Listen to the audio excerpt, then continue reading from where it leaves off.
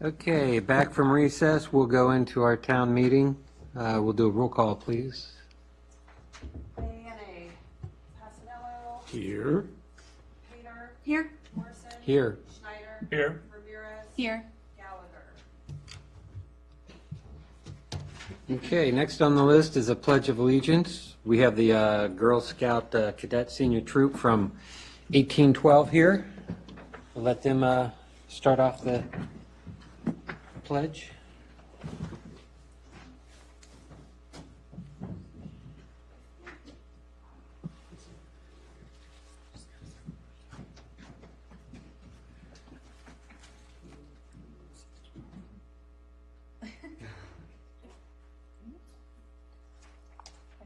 Allegiance to the flag of the United States of America and to the republic for which it stands, one nation, under God, indivisible, with liberty and justice for all.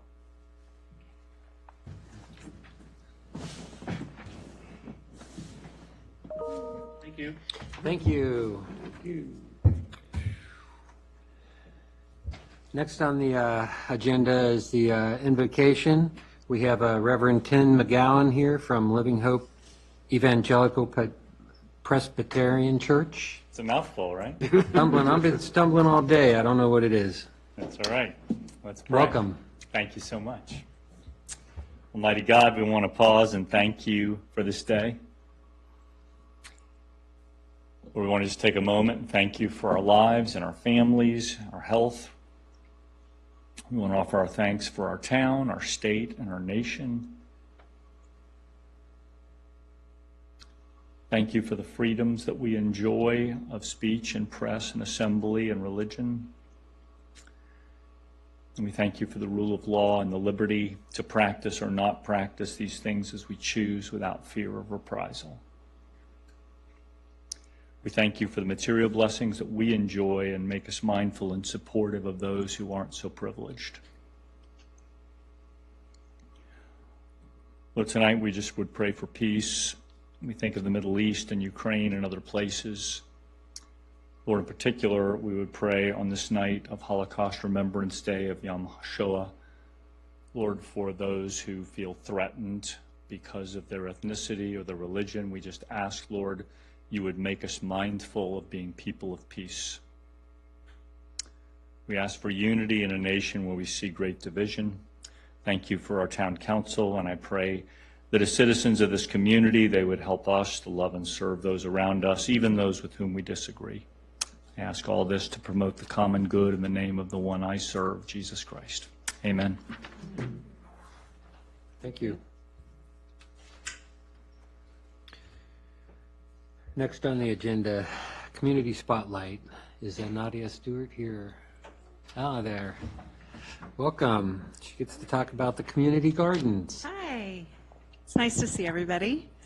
Community garden. So this year, instead of doing one large opening as I did last year, I'm going to do two smaller events that I will be promoting, and they're going to happen on next Wednesday, the 15th, and then the following Wednesday, the 22nd, from 5 to 7. So we'll have community planting as we did last year, and we'll open the garden season that way. The other thing I want to mention is that unlike previous years, I'm going to try something different this year, and the garden will be open for guided harvests and specific times when somebody can be there to show people around and allow them to enjoy the garden and do harvests and things like that, but it will not be open when it is not attended. So I'm putting together volunteers now so that we can have it open as much as possible, and I will promote those days specifically so that people know when that is. But that's how I'm going to handle opening this year. Yes. Could you remind us of the times for the opening on 5:15 and 5 to 7. 5 to 7? Mm-hmm. Thank you. Yes. I know you've had some issues with vandalism. Is part of the reason why you're closing it is to reduce some of that issue, or? Unfortunately, yes. Sorry to bring up a negative, but that's No, something that's that's okay. probably. I mean, it's the reality of of part of the decision, part of the reason why I'm making that decision is that it's just not being cared for by the public when they come to visit. A lot of kids are visiting unattended by their caregivers and parents, which I get because they're at the garden and they have eyes on their parent or on their kids. As a parent, I know what that's like to say, like, I see them over there, but they don't see what's happening. And so, so that's part of the reason. The other reason is that I think it also will give me an opportunity to interact with the public and talk with them and get to know them, and they'll get to know me. And I'll be able to guide them as well as the volunteers also in terms of learning how to harvest and how to care for the produce, and we'll be able to get larger harvests from it. So there are a lot of things that are feeding into it, but that is one of the factors. Is there anything else we could do to sort of help with additional signage or other things that we can help with? I have had a thought about having a sign over at the park, the playground, about escorting the children over. I don't know what impact that would make because I have put signage all over the garden. So that's one idea that I had. I don't know that it would make a significant impact. But when we're thinking about redesigning the gardens, the park space, I know Emily mentioned that there would be time when you would be asking for stakeholder input and things like that. And I have shared and I have been thinking about how we could mindfully create that space to not only expand what we're doing there in terms of like bringing in nature, whether it's butterfly bushes or birds or whatever, to support the garden and the enjoyment of the people, but also how we can use that to kind of guard isn't the right word, but that's the word that comes to mind. Separate Just the in uses, terms yeah. of providing some separation so that it's more of, it gives more of a feeling of this is a new space that I'm entering and that there's different behavior expected here as opposed to the playground or, you know, the pavilion or however else we create that space. But I think it would just, it would be sort of a nice nonverbal way of communicating different expectations. It's like, just that, yeah, that it's just a different way to be. Well, thank you for sticking with it, and if Oh, as soon sure. as we can, thanks for adapting and Yeah. figuring out how to make it work. No, I love the space, and it's grown beautifully, and we've got a beautiful flower bed space around, and in spite of all of the challenges, I love the location, and I love the access that the kids and the families have to that space. So it's something that I'm dedicated to, and I want to continue to have there and be accessible. It's just kind of, rolling with what works and what doesn't in terms of having it open and honoring the space as well as the people that visit. And on a more positive note, what has been your bumper crop that you've been able to grow there successfully? Is there anything you've... Well, I grew a really great cover crop, which isn't something that people are benefiting from in terms of like actual eating, but it is enriching the soil. So I am expecting a really great crop this year from that perspective, from enriching the soil there. And greens are growing really well. So, yeah. Thank you. That's all I have. Did you have a question? I did. Could you just please remind us of your mission and the purpose of the community garden? Yes, so the mission is to provide education and nourishment and connection to our natural spaces for children and their families. Thank you. Thank you. Thanks for your support. I appreciate it. Any more questions? Thank you, Nadia. Okay, next item, the GoGov presentation. This will be very brief. We have a small delay with the approval of our new app.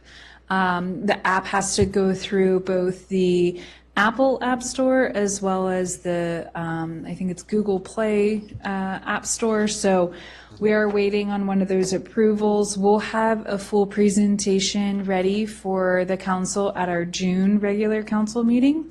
What we would like to do is encourage everybody to bring their cell phones, be ready to download the app or download it at home, and then we'll do a little tutorial of how to utilize our new app, what to do on it, what information you can access, how to sign up for updates, etc. So we want to use that opportunity to launch it to our community, but also get all of council very well aware of how to use it, and then how to help share that with your neighbors and your constituents. With that, we will also have a big marketing push. That's something that the company is helping us with, to include QR codes, specific marketing for our online platforms, and then specific marketing that we'll have at our in-person interactions, such as farmers market, any of our events, our newsletter, etc. So we're very excited about the app. It is almost done, but just a small snag in our timeline. So we'll get back to you in June for that. Okay, thank you. Now it's time to open the public hearing. If you could read the public notice. Yes, I'll read it in. So the Town of Haymarket, notice of public hearing, proposed real estate tax increase. Notice is hereby provided pursuant to Section 58.1-3321 of the Code of Virginia that the Town of Haymarket, Virginia proposes to increase property tax levies for the fiscal year 2024 through 2025. Number 1, assessment increase. Total assessed value of real property excluding additional assessments due to new construction or improvements to property exceeds last year's total assessed value of real property by 9.8%. Number 2, lowered rate necessary to offset increased assessment.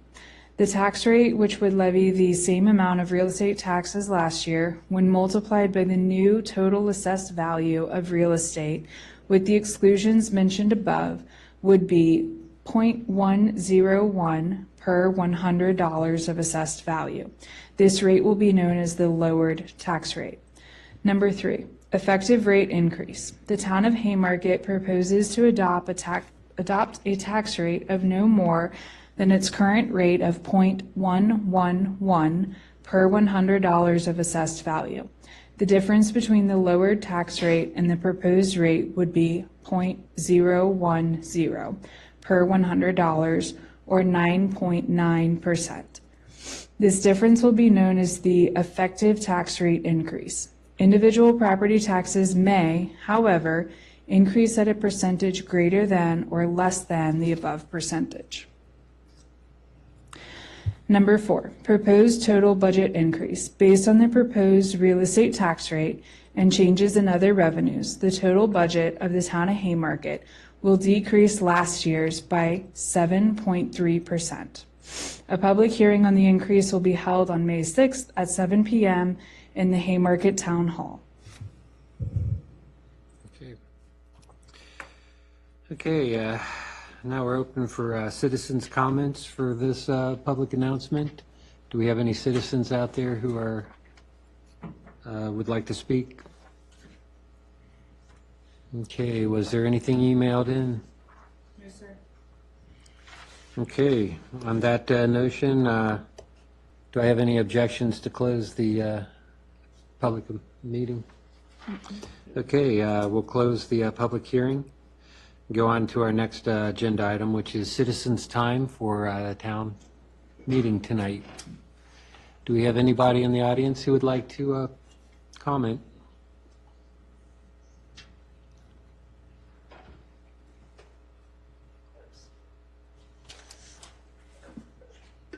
It's on. It's on. Maria Turner, Fayette Street. I want to compliment the Vice Mayor on the senior whatever. Summit, that's right. Unfortunately, beyond my control, I did not get there until like the last 2 slides that she presented. It would be really nice if those slides would be available on the web, not on Facebook or anywhere else. Not only for myself, but for people out of town, out of the town, I should say. I did have a comment, Park Valley sent an email and said, comments, and I inquired but didn't hear anything if it was taped at all. That would be nice to have had that available somewhere. Particularly, I noticed there were loads of people there, hundreds. So that tells me that there's a lot of people interested in the town, et cetera, that are outside. That's why I'm really concerned about having the web up to date. Anyway, great job. I saw that the house on the corner of Jefferson and Payne is now down, thankfully, after I'm sure lots of attorney's fees that I felt were unnecessary. Should have just. But at this point in time, I think it's time to do something with that shrubbery. Cut it lower at least. That is a huge sight distance issue. And the young mothers that are leaving their children off and driving around to go down Jefferson, they cannot see. And if they have their child in the car after pickup, you're going to have trouble because they have a kid in the back, and she's trying to turn. So I think that I understand it probably should not be taken away because people might cut it off, that corner, just drive across the lot. But surely it can be cut down to a foot or 2 feet at this point. The next thing I have to say is that I may have missed it, but I have never seen a bike rack in town. You have bike lanes, but no bike rack. It's a walkable town and a bikeable town, but there is no rack. I saw in the code, though, that unfortunately the bike racks are on town property are supposed to be brown and probably unimaginative. I think it would be more important to have the businesses put them on their property, because if they're on the town property, then we're responsible for them. We don't want any more of that, like the sidewalk stuff that we have to pay for. So I would encourage the businesses to install bike racks. There are very imaginative ones in Warrenton. They're shaped like a bike, they're red, you can see them. City of Chicago has Bike Map. I don't know how well-versed Tom is in Esri GIS, but it's really easy to plop bikes onto the map and have a bike map available. So when people are planning their trip, they know where to park their bike. And probably the last thing that I have to say is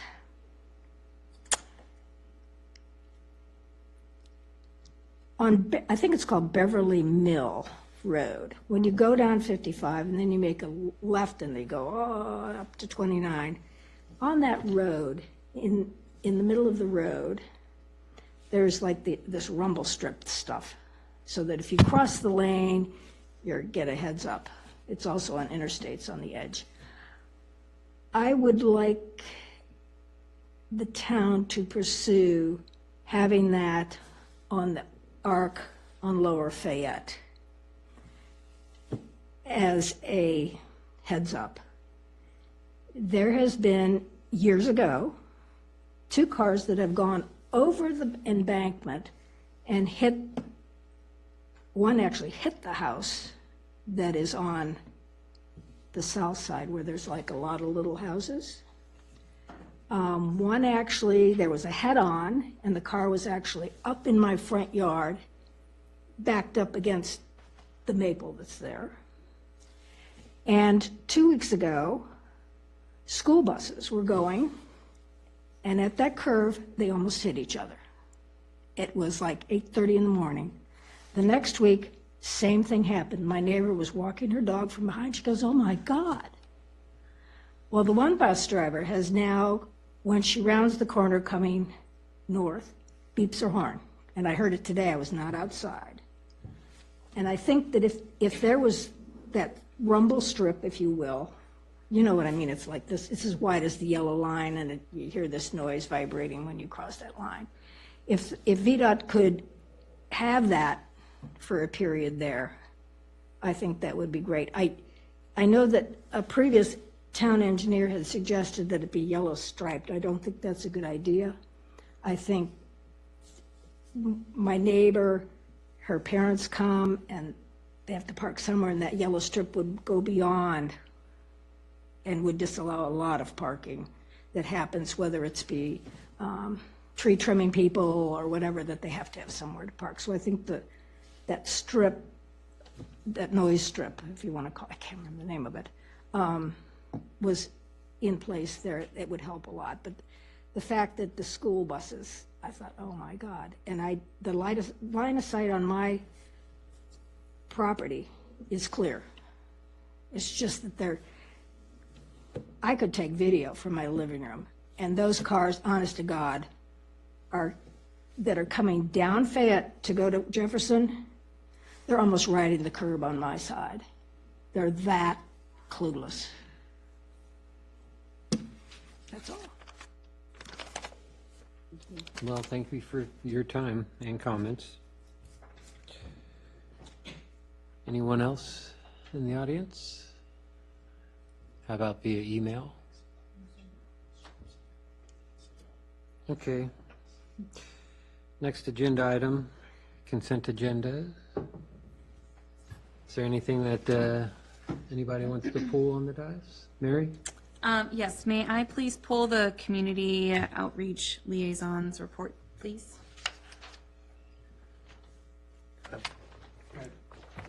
Commissioner first. Joe? I was going to ask the town admin report, also the chief of police report, please. Okay, anything from you, Vice Mayor? No, Nope. thank you. Okay, Nothing on the town. You want us to tell your report? No, okay. Good evening. Mr. Mayor, if you'd like, I'll make a motion. please. I move that the Haymarket Town Council Your mic. consent agenda items A 1 through 3, B 2, B 4 and 5, C 1 and 2, and C 4 and 5. Second. Got a motion and a second. All in favor? Aye. Okay. So we'll start off with department reports, town administrative report. If I could start out real quick, I wanted to take a moment to introduce our new employee, Julia Crawford. She is our event coordinator who's with us full-time. So I just wanted to take a moment to introduce her to council and the community. She will be here Monday through Friday. Whenever we're here, she's here. She's also here on farmers market days. So pop in, come talk to her, say hello. Come up and see her at events. She'll be at our town tent or mingling around the farmers market when we don't have our town tent up. So, Welcome. Thank you. and soon she'll be fully updating her portion of the admin report. So, you'll be hearing from her through that. But otherwise, if you have questions, certainly for her, you could reach out to me or her directly through email. So, Great. okay. You want to go ahead? Joe? All right, well, welcome, Julia. I guess the reason why I wanted to pull the report is because we had some additional information from both the clerk and the clerk. You might want to speak a little bit about your, what was it? The Clerk's conference you went to? conference. Mhm. Yeah, and I really appreciate the fact that you guys did a write-up. It was well done and informative. I thought you might want to brief us a little bit on what you got out of it, too. Well, I do have some FOIA printables if anybody would like those. Yes. A lot of these things are about community, connecting with your community and each other, team building, exercises. This one in particular was awards and recognizing other clerks in the area. And then a FOIA overview from the Fauquier County Attorney, which I have if you want some of those. You had a real good chance to network and, yeah. Networking. Yeah. Leadership, reminders, things, keep neutral. Your role in politics, things like that. But Right. it's nice to do that with other clerks in the area, Oh, and good. make connections. So, yeah. Well, one of the things that caught my eye was Kim's report. She's not here, but the FOIA aspect of it. And there was a discussion on council committee liaison meetings.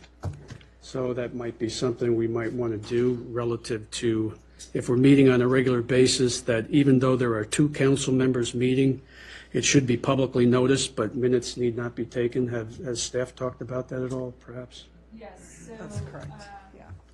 What I spoke with Kim when she returned is that so long as we post up our schedule of when we hold those meetings and we have them out for the public to see, that would meet that requirement. We could easily post a statement that says the Finance Committee will meet on the third Wednesday of every month at 9 a.m. at Town Hall, unless otherwise noted, and that would take care of that requirement for us. Okay. And be in the calendar? Yes, certainly. It can be on the calendar, online, in the newsletter, and then out on our public information board to the left of our front door. Okay. Yeah, I thought that was rather interesting.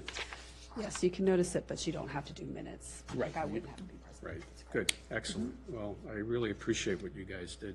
Yeah. You guys had a homework assignment, too. You had to read a book? We did. It was a good book, which I'm sure is, we've all told lies to ourselves through the years or believed things that, that was a good self-help book. So Good. All right. it's informative. I really enjoyed it. So thank you all very much. Yeah, super. Glad you guys could do that.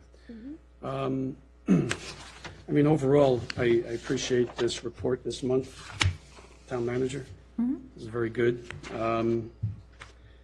So I notice, is the property maintenance plan under Matt's responsibility, is that the same thing as the asset inventory that he's working on?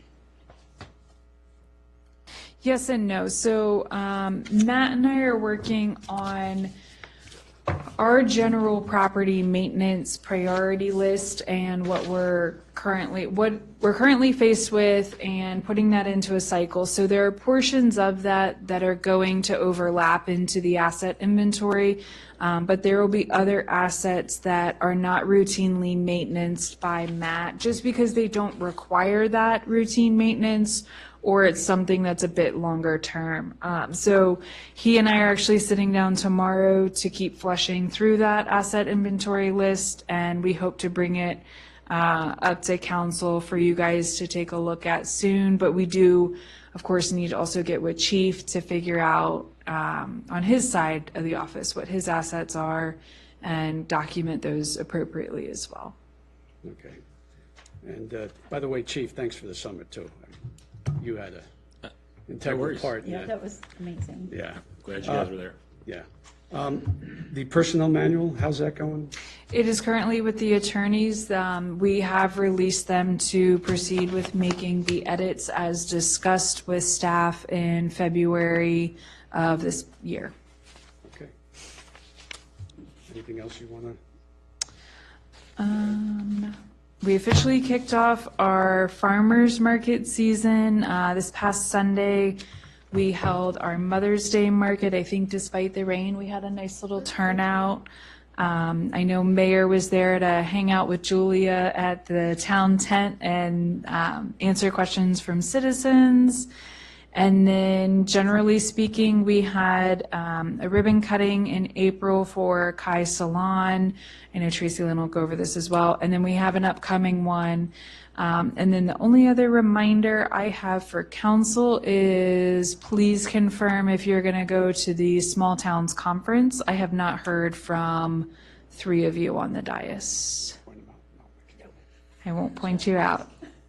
But if you could give me your answer this week, I would like to sign everybody up and take care of lodging appropriately as well so that we don't miss our opportunity. I'm not available to go, I'm sorry, thank you. Sounds good. You got me, right? No, I did not, but Okay. I do now. Well, I verbally kind of talking about the rental car, kind of Yes, said no. yes. Okay. My daughter's visiting, I'm trying to negotiate all of that. Nope, you're good. We already talked. Are you good to go, Joe? Who, me? Yes. Oh, yeah. Okay. Okay, I'll get everybody signed up appropriately, That's it. Thank you. and you can all write your reports for That's right. what you learned. Our homework assignment. Yes. We're trying to initiate that so that staff has an opportunity to reflect back to council what they took away from the conference, you know, networking aside, what other valuables were there for them to educate themselves on. So, any other questions?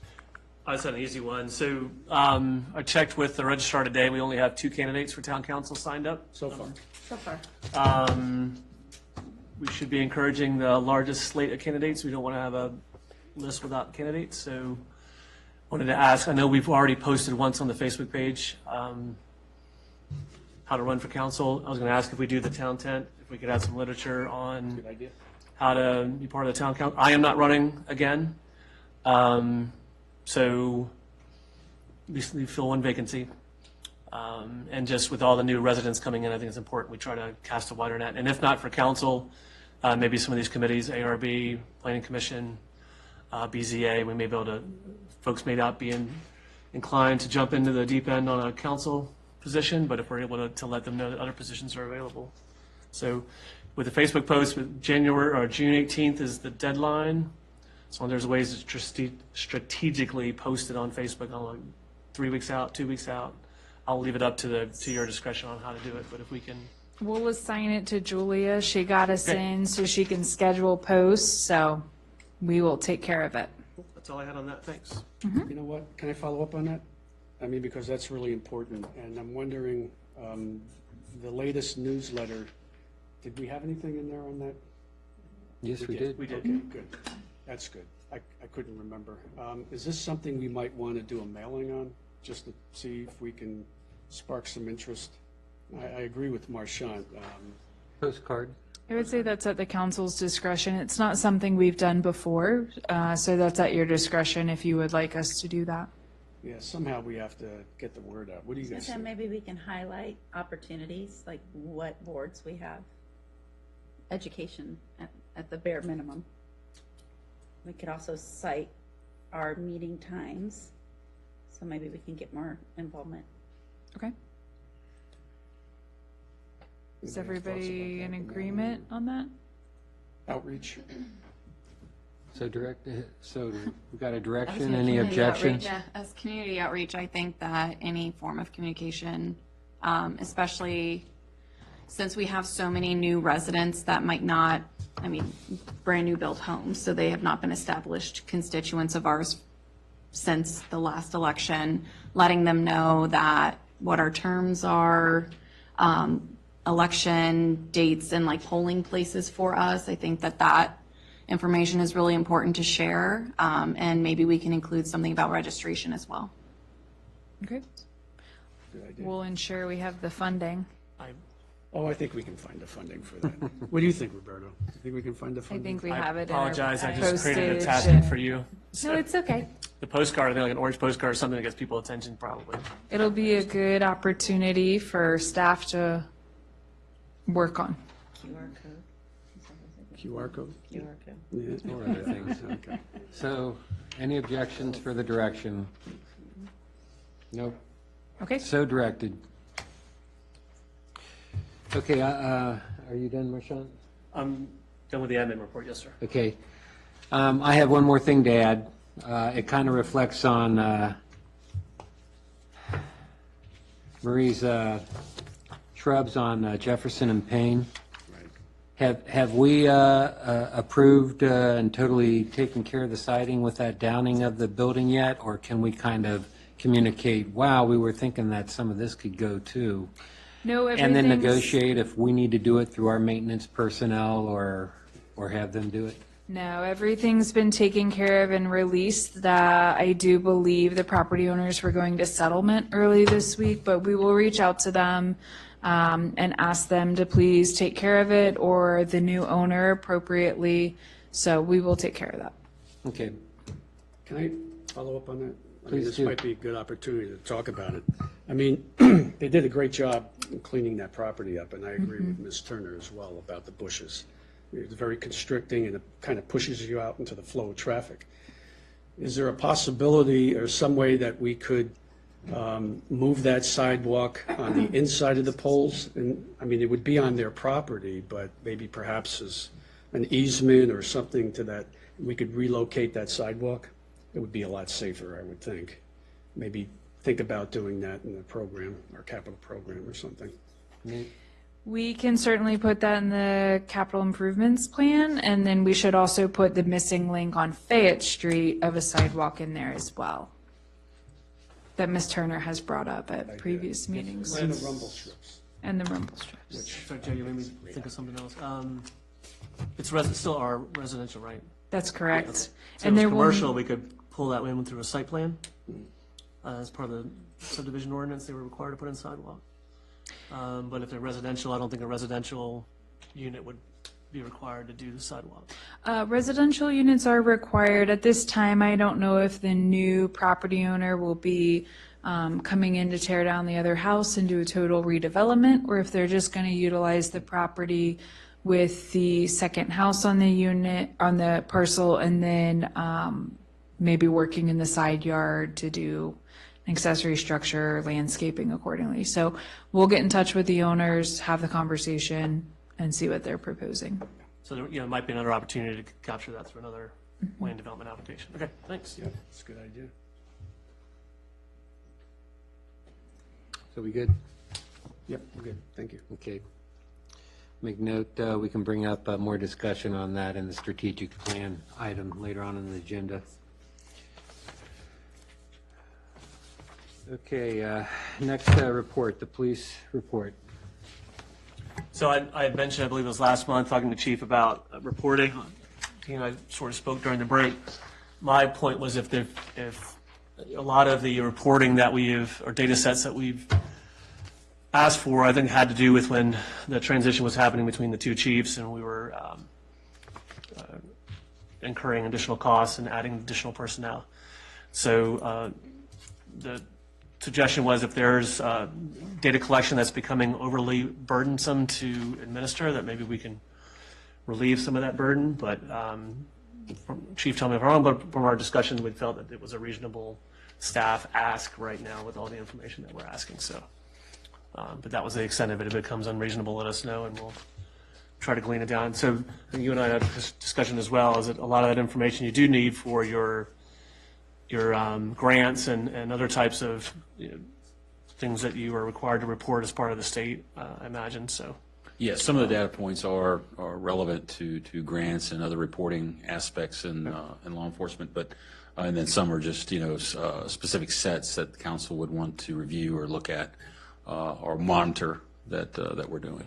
So, but Being a fellow bureaucrat, I know that we can we can overanalyze things. So thank you for the conversation. That's all I have, Mr. Mayor. appreciate it. Okay. Anybody else? Mary, you have anything? I know it's your favorite subject, so. I absolutely adore our police department. I was not planning to speak on this report. However, I think Chief does an excellent job as always, so. Okay. I have something.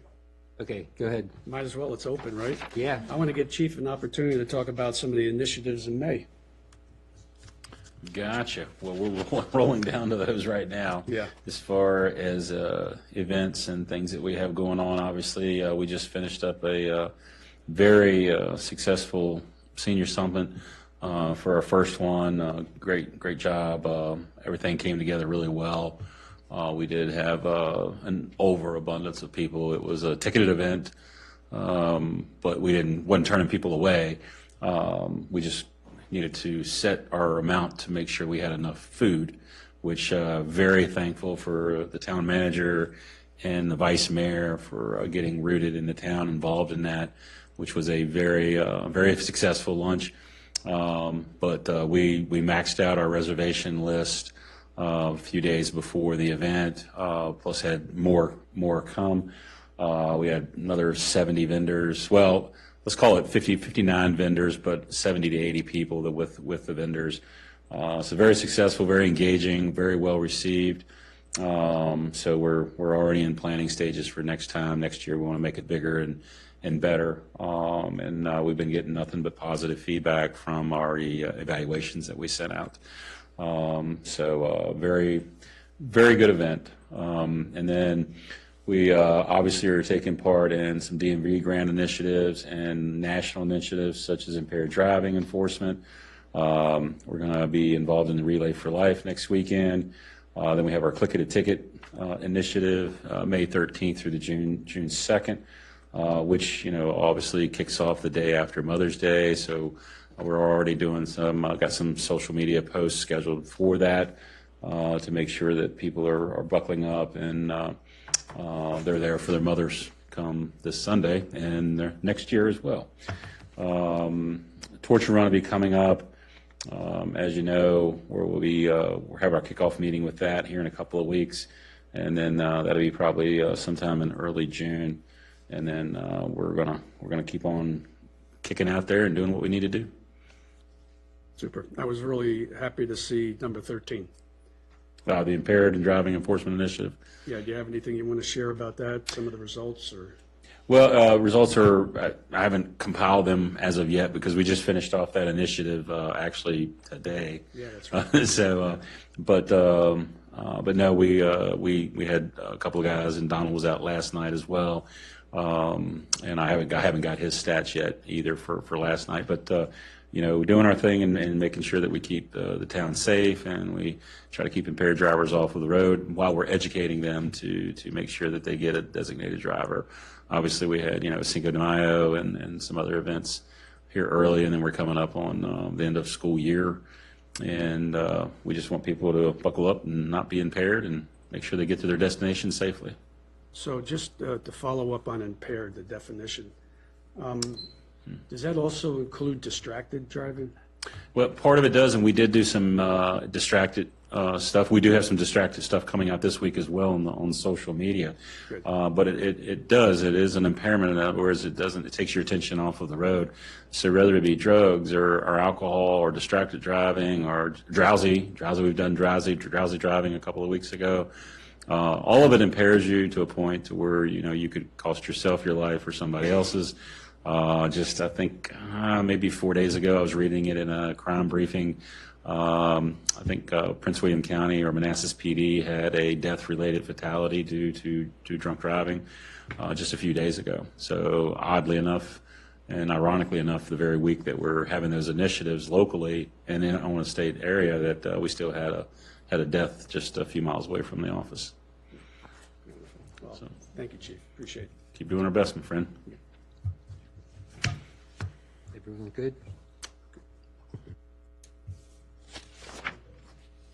There goes the familiar face. I was going to say, were there any introductions required, but guess he's going out for a phone call. Yeah, okay. If that's it for the questions for the police report, we'll go on to the community relations liaison. Thank you, Mayor. Please take one and pass it down.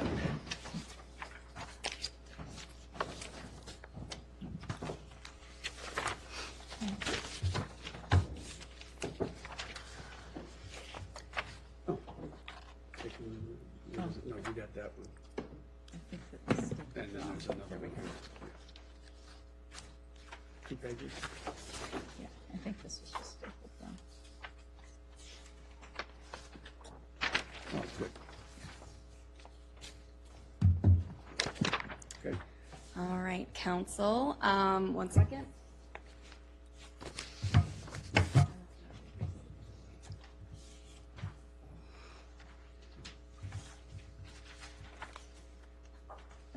All right, so I apologize that my report did not make it onto the agenda. However, I did send out a memo to council, and I hope that it can be posted to the website as well for public to be able to see. Council will see quite a few things that I've been working on with staff. The first one to come up would be our June 14th open house, which is for the elementary age students and their families. And then the second bullet you'll see there is the Community Connections Summer Series, which is something that I am hoping to use as an opportunity for us to partner with a local business and host a kind of powwow or like free joining kind of event at the park. We'll station up there and invite anyone from our community to join us. And hopefully that would result in some organic conversations and connections and kind of build relationships there. And everybody loves food, so that's the goal there. And those are some dates and times. We're trying to find dates in the summer that are not just weekends or evenings. We have a couple morning ones as well. So, try to reach as many people as we can. And then I also have the Youth and Government Fall Program for the middle school. The dates listed there. That will be a consecutive week kind of thing. And then looking forward, if I'm reelected, to spring of 2025 for a high school youth and government program. I would like to move into the open house event presentation. And I would like to note that I have invited Supervisor Weir to participate as a read aloud, and his staff has confirmed that he will participate. So this will be fun. All right, so I wanted to propose to council a open house for elementary school students and their families because I find through my experience, not just in Girl Scouts, but also my job and as a mother, that this is, you're at a different slide than me. There we go. That elementary age students are actually learning about the communities they live in and then moving on to greater, not just city, but county, state, federal government, those kinds of things. And they start building on that all the way up until they're prepared to leave to middle school. And they learn about community helpers like law enforcement. And they also learn about the flag, which is why we chose June 14th, which is Flag Day. So we hope to kind of build upon what they've already been learning in school and kind of connect it to their actual real life outside of the building. We also hope that it's an opportunity for council and staff to connect with our constituents in our community.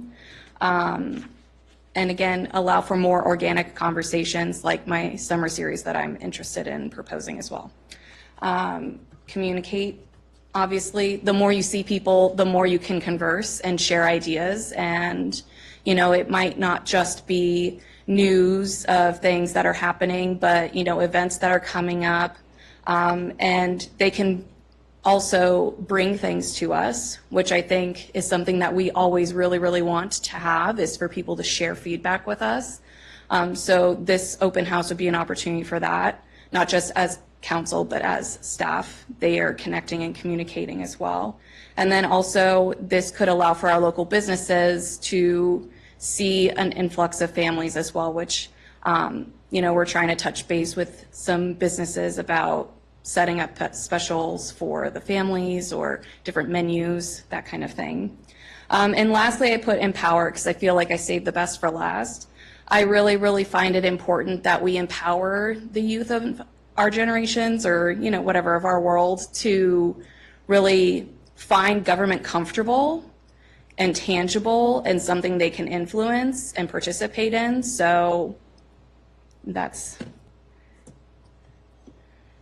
next slide, please. Okay, so what I hope to offer at the open house would be a town read aloud where council, which I emailed you and some of you did, thank you, Tracy Lynn, did sign up to read aloud, and Matt Gallagher. But there will be a read aloud here where it could kind of provide like an intimate opportunity for you to build those relationships again. And the book is going to be called Sophia Valdez, Future Prez, where a little girl saw an issue in her community and she spoke up and made a change, and, you know, like kind of empower our youth to see themselves in that light too.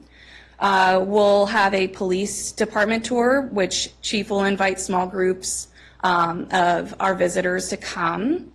And I think we're going to allow you to establish like groupings and things like that, and we'll work together on that. And then we'll also, I've reached out to Crossroads Art Alliance. I'm about to have a meeting with their, what is her name? CEO? Like the title? Yes, Carrie's title though is like CEO or president. Okay, sorry, thank you. So I'm going to meet with the president to formalize everything, but the goal would be to have a takeaway craft in the museum, so the museum would be open from 10 to 3, which is the timeline of our event. And then that way, you know, they get exposure, our history is on display, and the families are doing something active there. And also at that time, we'll have a summer scavenger hunt as a kickoff. It's a program that Emily has kind of envisioned, and we'll use this as an opportunity to encourage families to participate and get around town.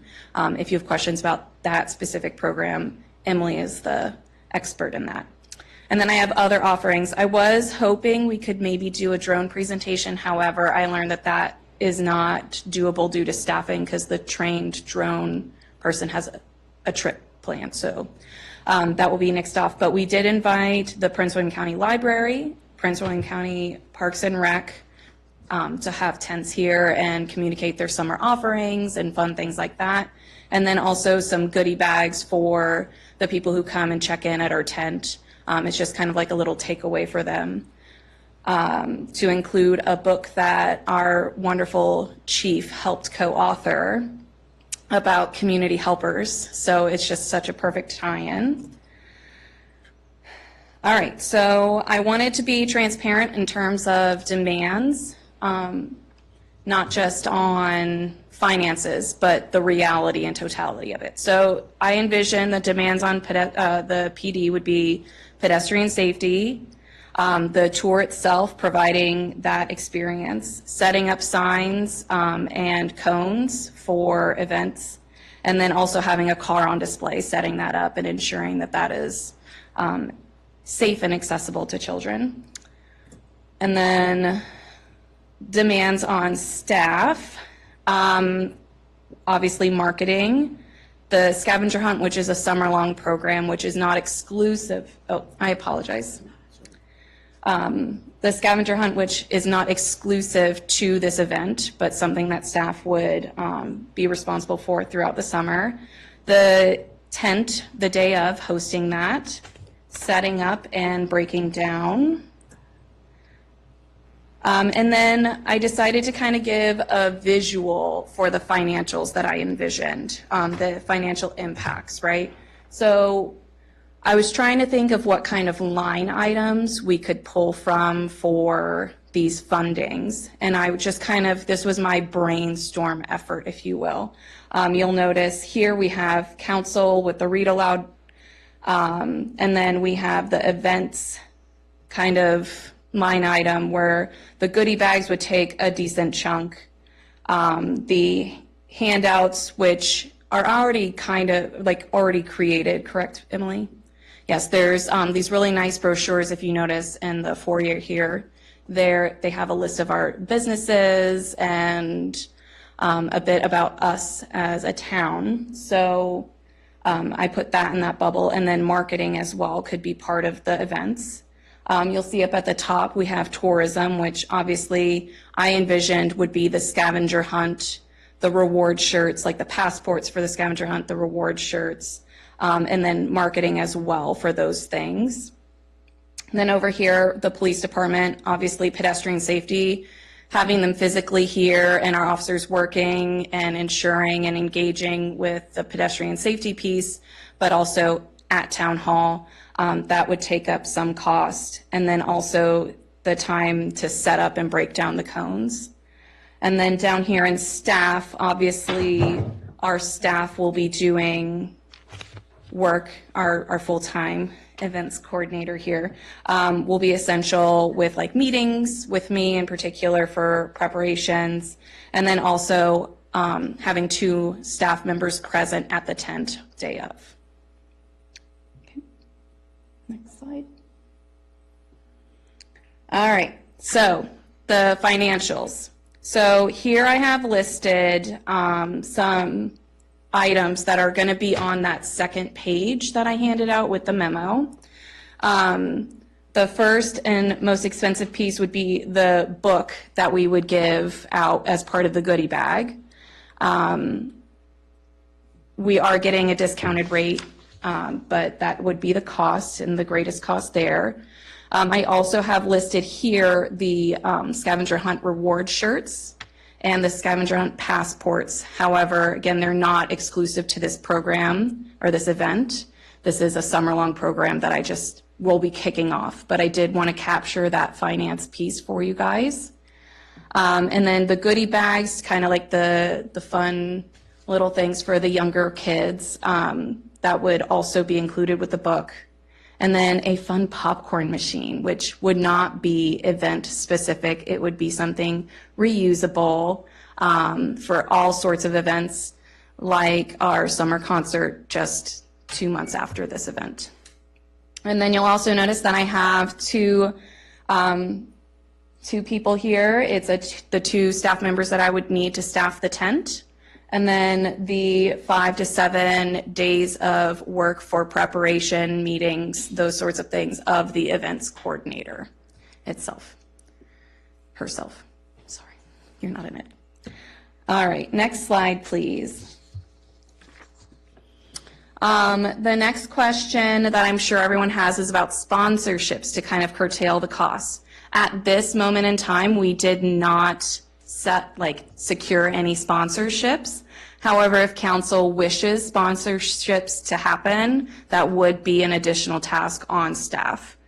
So I would like to leave that up to council to decide if that is a priority to secure. I would like to kind of bundle this in with our sponsorship packages we offer, if you call it that, where, you know, they pay a certain amount for the year, but that year I believe ends June 30th. So it will be refreshed very soon. So it does have potential if we have a successful event to recur and it be included in that. Questions? Do you like the photo I picked? Thoughtful presentation, thank you. I'm sorry, go. No, go ahead. I'll wait. I'm sorry, jumping in tonight. What are you looking for tonight? Just the guidance and the? Yeah, a thumbs up, a green light, support, people signing up to do the read aloud. Need us to designate or allocate the funds, which we can figure out where to pull that from? I would also appreciate that conversation. Yes, please. Okay. So I think if Finance Committee, if you guys could figure out the best way to pull it, but I think it's going to have some indirect, I think, benefits to the town in terms of getting our visibility with our staff and visibility with the police department. I would not have used the word demands. I would have said, resource requirements. Okay. Because I would assume that, police would be encouraged or would be excited about, not excited about, but enjoy interacting with the kids. I appreciate that. Yes, I think that I chose it because it's a shorter word. But yes, I agree. I don't think anybody is going to be demanding anything. I think this is an excellent program. Just teasing you. And everyone's going to have fun. So I think it's a worthwhile cause. Appreciate you putting some effort into it. And I do feel like this is a reasonable cost from which to be able to find a line item, maybe even our TOT dollars. So that's all I had. Thank you, Mr. Mayor. You I'll want to let go? you go first. No, I'm going to let Joe go first. Thank you, Mary. It's a good presentation. I appreciate it. And you hit on something about sponsorships, which I think makes a lot of sense. And kind of commingling it with the entire package of sponsorships perhaps makes a good idea to be investigated. Your thoughts? Yes, one thing to just jump in here is I know Mary has a second presentation regarding some other opportunities. But if we collectively agree that this is an event we'd like to see continue, then we would like to go ahead and update our sponsorship package so that that's a standard one of our events that we offer, such as National Night Out, Haymarket Day, et cetera. And the community is aware that not only are they participating in the really fun community events, but also the fun opportunity to have an educational event like this. Which brings me to the education proffers as a possible funding source, but I guess we can talk about that at our next meeting. Certainly. Yeah, so, I mean, I don't know what the restrictions would be tied to that proffer, but perhaps. Yeah, I can do some research before our next finance meeting on any restrictions there. Okay. Well, I mean, I like the idea. I think this is something we've always talked about in town for years, and finally you're taking the initiative, which is really great. I just don't want to overexpose also because we have a lot of other events going on. So just to clarify, so the Friday, June 14th Flag Day, that's from 10 to 3? Yes, So 10 a.m. to 3 p.m. here at Town Hall and the museum. And I appreciate the fact that you put together the cost item. We'll talk about that and figure out where that money's going to come from. The October, the fall youth in government and the high school youth in government, we'll have to talk about the costs associated with that as well, because that's not in here. Yes, so I did not include those simply because we have not finalized exactly what we are envisioning for any kind of takeaways. I am happy to report to you any expenses that we had from the last program, if that's what you would like. That would be great. Okay. Just so we know how we can measure and Sure. budget going forward. And I imagine, based on this schedule here for October to November 4th, you're looking at a different compressed kind of a schedule versus what you did the last time. Yes, so that, we chose that timeline because it is around election time.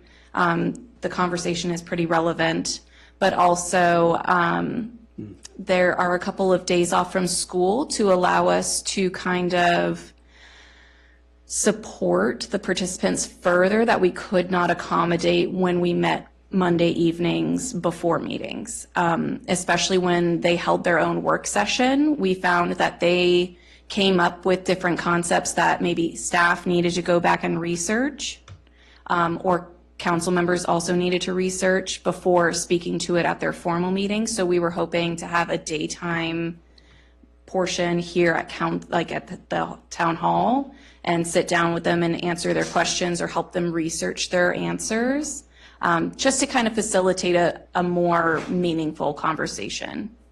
So that was the intention there. Right. Who are you working with at the schools related to this? Are you working with anybody in specifically? So as far as the middle school goes, no. I'm going purely off my experience and also my understanding of some of the programs out there for that age group. And that's where that came from. But as far as high schoolers, I did consult with the civics or government teacher at Battlefield who's been sending his students here to observe our meetings. Excellent. And he and I had a really good conversation. He's very eager to be supportive and helpful. So, and he wants to engage in, building this program too, because he has a lot of insight. So, yeah. I think that's a great idea.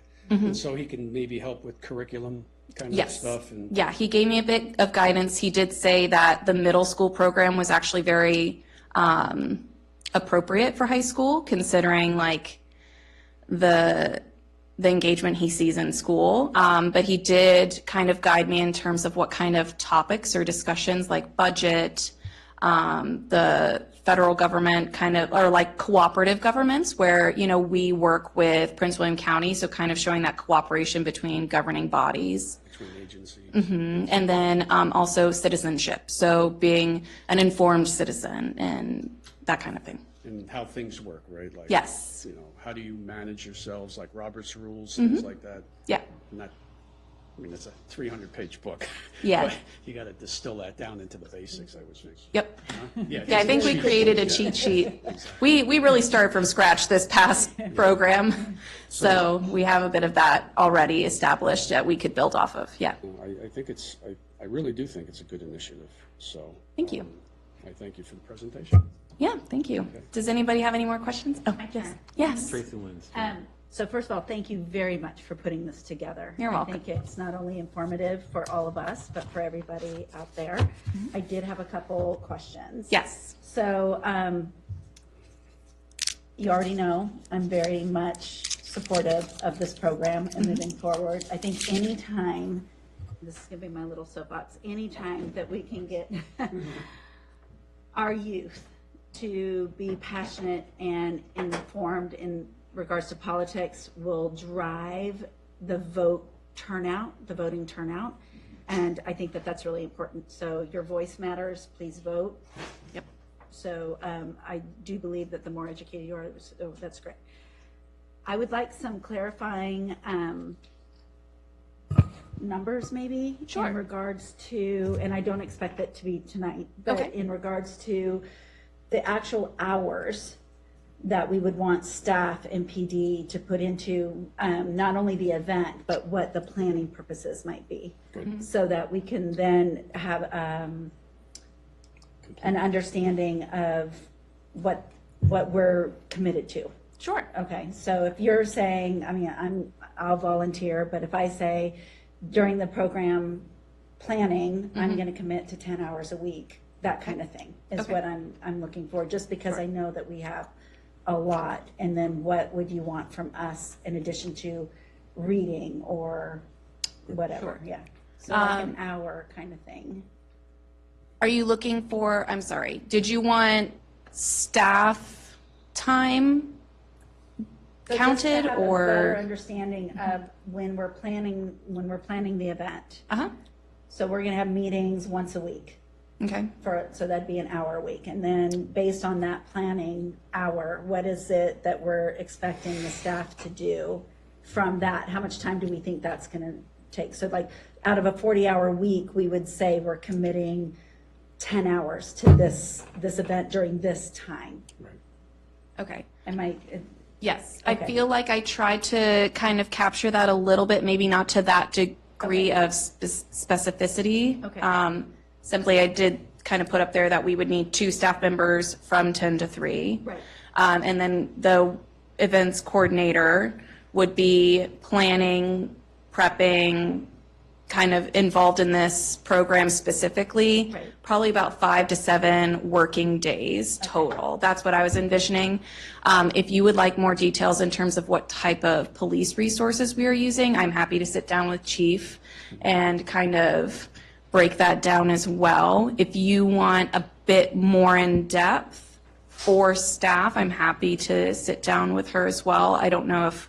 Well, I think I'm asking mostly because I know that this is like the beginning, right? We did the program before and then we're building on that. And I would want to be able to set an understanding and expectation in order to make the program successful. Okay. On what the staff hours or the police hours would need to be. Okay, But not, like, I'm not drilling in because of anything outside of just like future planning. Oh, okay. So like, okay. if we're so gonna when we build on this, we have a good idea of what kind of resources we'll be using. Right, so if we know that we're gonna need 40 hours from our event planner for leading up to this, then we know, okay, during this season, that's just gonna be allocated 40 hours. Sure. But again, we don't have to do that this evening, it's just something I'd like to. Would it be better served for me to preemptively guess, or should we track? What do you think would be best? Because if you're thinking long-term, would it be best for us to track the hours we've invested so far, and then next year we know, or? And to add from a staff perspective, what we actually have started once mayor kind of took office is we try in our timesheets to track specific Good for events. this. So They already are tracking. yeah, so we can go back. I can certainly pull some staff time that I've had working on this so far the last couple months, but then going forward, Julia can make sure she denotes that in there. And I was just going to kind of add to it, when we initially talked, Mary and I kind of talked about these 5 to 7 days are not all at once. It would be the 1 hour meeting here and there that we ultimately guessed and added up to. But we can certainly track all of that. Yeah, I feel like I was being sort of generous in terms of how much time I was anticipating this taking for her, mostly because now we're not doing the ticketed events. So she's not going to have to manage the tickets and the communication with all of that. Most of the time is going to be dedicated to marketing and then preparation discussions with me and collaborating with the police department, I think. Yeah. No, That's I where think most of her energy is going. It's an added piece that will help us Sure. further down the road Yes. as we're like diagramming and Mm-hmm. getting that all together. And then my final, again, full support. What are you hoping your participants are going to be? I think 100? I think the number that we've stuck with is like 100. That's like, that would be awesome if 100 families or 100 elementary age students came. But then if it was students at 100, then the parents. Right, yes. Because it's not going to be the school busing them over here, right? It's going to be the No, parents. yes, yeah.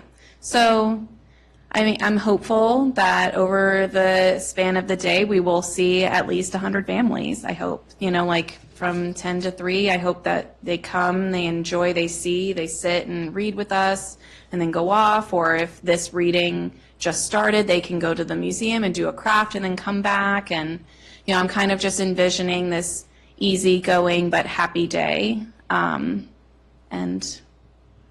you know, So we'll be back from the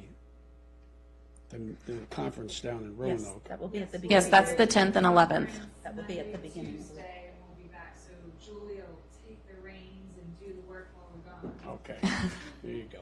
No, we should be pretty well prepped well before that.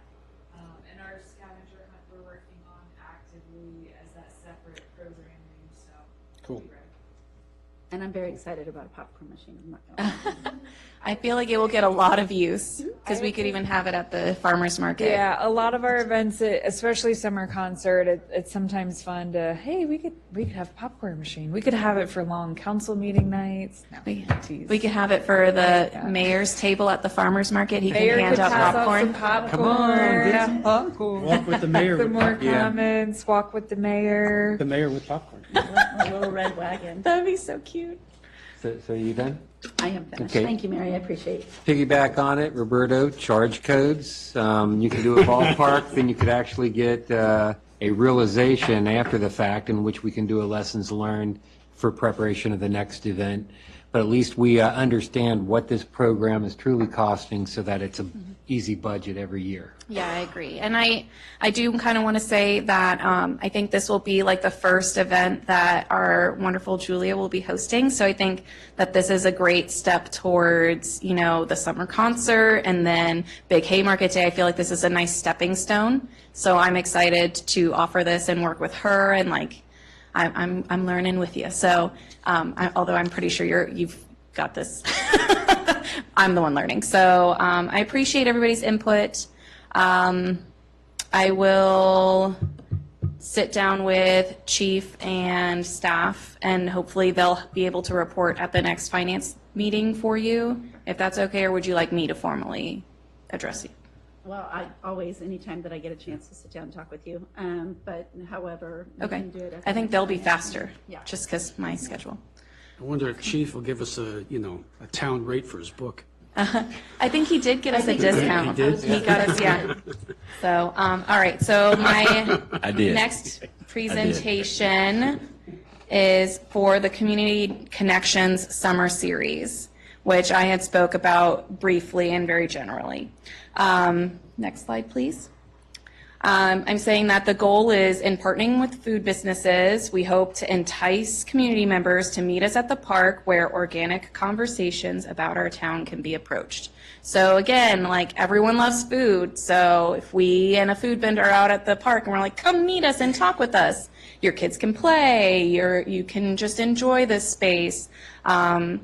I feel like it's way more inclusive than coming to a meeting on a Monday night at 7 p.m. and it's way more enticing because, I mean, we're wonderful people, but food always does it. So that would be the goal. Next slide, please. Here are the dates. We picked these dates, both Tracy Lynn, myself, and staff. We kind of looked at the calendar and found dates that worked for us.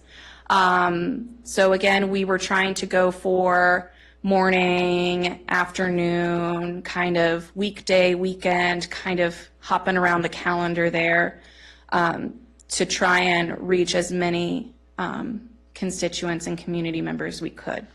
So next one, the financial impacts. I am kind of sitting, chilling here. I was not anticipating it really being a financial impact other than really communicating with businesses and then marketing. Tracy Lynn has graciously, Vice Mayor has graciously agreed to help me in reaching out to businesses and getting some buy-in from them.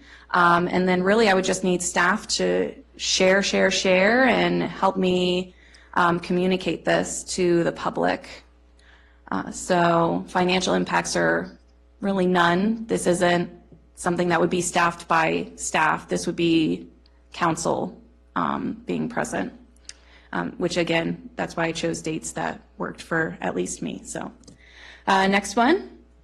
I said all of council is encouraged to attend. I would love for all of us to be there, and you know, that's again why we're communicating this, publicizing it, marketing this as a town event so that we can all be there together, meet our constituents, see them in the flesh, and they can, you know, walk around the park with us, what have you. However, this is not mandatory. You are not required to come. This is an option.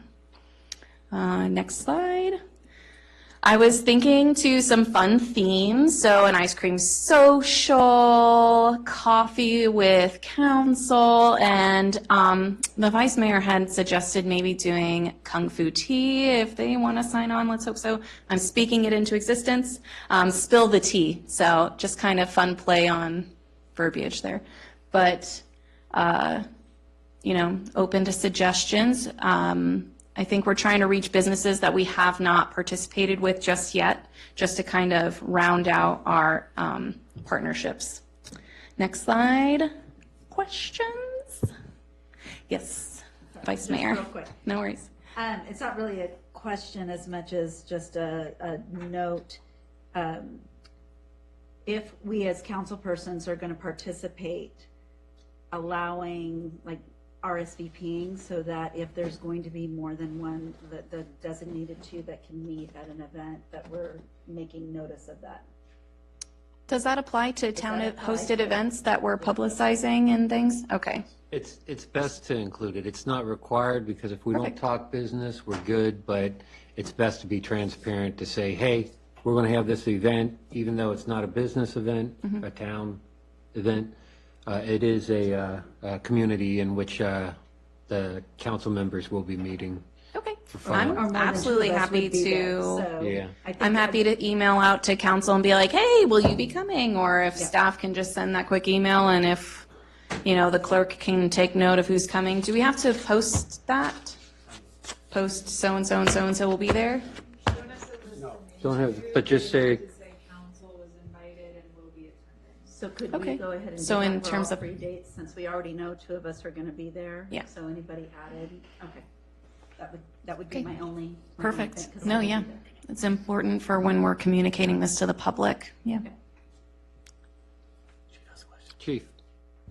I love the plan. I just thought we would love to partner with you if you want to partner with us. You know, we have a lot of those types of events that we already do. So, I mean, just wanted to let you know you're welcome Oh, thank to you. partner with us, and we'll be glad to facilitate any of that with you or for you, whether it's we're part of it or not. So, I mean, we've Yeah. already got like a foundation set, but just Awesome. offering it out. Hey, I'll take up all the. Not trying to intrude, just I'll take all the offers. Yeah. we found I found in the Senior Summit partnerships are make it things immensely successful if you have the right partners. And, Yeah. But you know, so I'm just offering it to you. You don't. I'm not going to be offended if you say no. Just wanted to let you know never we're always say no. willing to help you guys.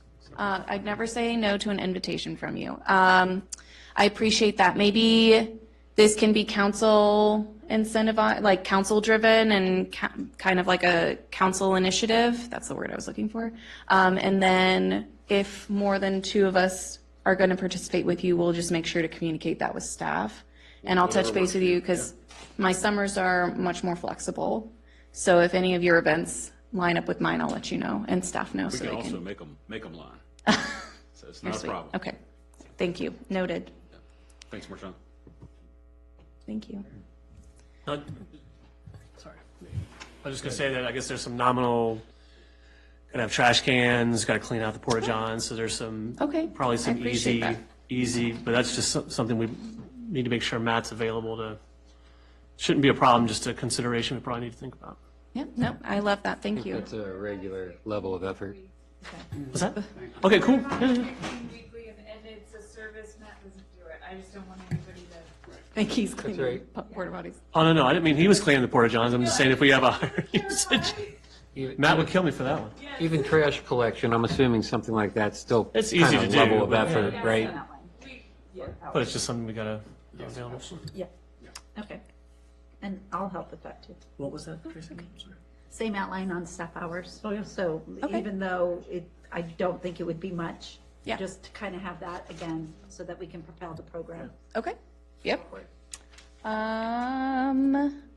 Last slide. Miss And I will be there. Miss Alex, Alex? can you switch to the last slide? I think we went backwards by accident somehow. Oh, no worries. Oh. Haymarket's best summer ever. All right. Thank you. Thank you, council.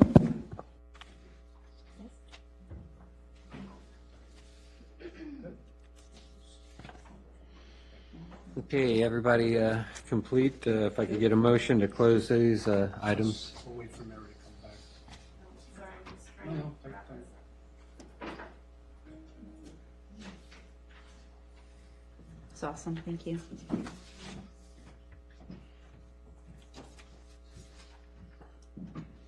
Okay, Mr. Mayor, I move Haymarket Town Council approve consent agenda items B1, B3, and C3. Second. Got a motion and a second? All in favor, say aye. Aye. Okay, we'll move on then. Now we get to the true agenda items. Resolution 2024-003, the budget amendment.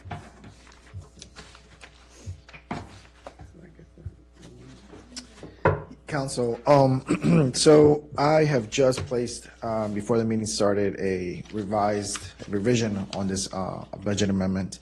The reason being is because Finance Liaison Passanello, Mr. Passanello, did point out that that I was using the total expected 22,120 proffer funds from Pulte, but yet we've only received 19,320. So we will fully use the 19,320, and the remainder for the RMS system will be coming out of CIP. So we'll be adjusting it. The budget amendment revision that I have given you all there reflects that. Yeah, but it also does reflect we'll be using the 9,500 still stays the same for the town hall furniture purchase as discussed. Is there any questions on that? Yeah, we can pay back the cap funds when we get that next 10.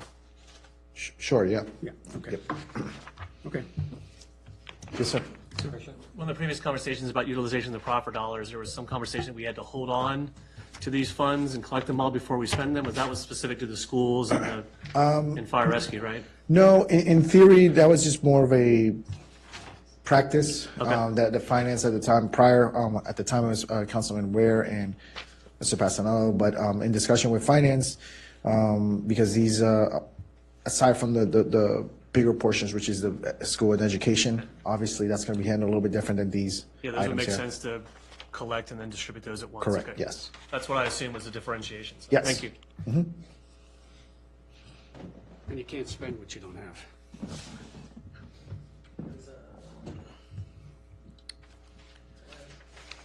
So, you want to make a motion there, Bryce? Oh, all right. Oh, you go ahead. I was like, no, I'm not listening. I'll make a motion. Please I have do. it right here. Mr. Mayor, if I may, I'll make a motion, move that the Haymarket Town Council approve an appropriation to the fiscal year 2023-2024 budget as designated under resolution number 2024-003. Second. Got a motion and second. Roll call vote, please. Aye. Hager, Yes. Snyder, Yes. Ramirez. Yes. You don't get the vote that time, yeah. You don't get the vote. Okay, motion passes. We'll move on then. The next item, trash service schedule. Yes, so at our work session last Monday night, I passed out the community survey that was given to our residents for what their preferences were on our future trash services. At the time, we had 63% of the respondents opted that once a week service would be a okay alternative for them. And 37% of the respondents opted that they would like to remain with the twice a week pickup option. So I wanted to give this feedback to the town council and have any open discussion regarding any changes or suggestions from the council. We have gone through a lot of the numbers as well as a lot of the kind of qualitative data that was given back to us in this survey. And what we're finding is that while our residents may be open to it, there's also some challenges when it comes to the summer heat and smaller households, such as our townhouse communities. Also, those who don't necessarily have a garage or prefer not to store their trash in their garage during the off days. Also around the holiday season and sometimes following a fun weekend, their trash needs to definitely go out on a Monday. So we have had the qualitative data in the responses telling us that our community enjoys the current level of services. So happy to take any questions on this survey. If there's no questions on the survey, though, I can move through the other items on the RFP. Any questions? No, so we had 125 votes, That's correct.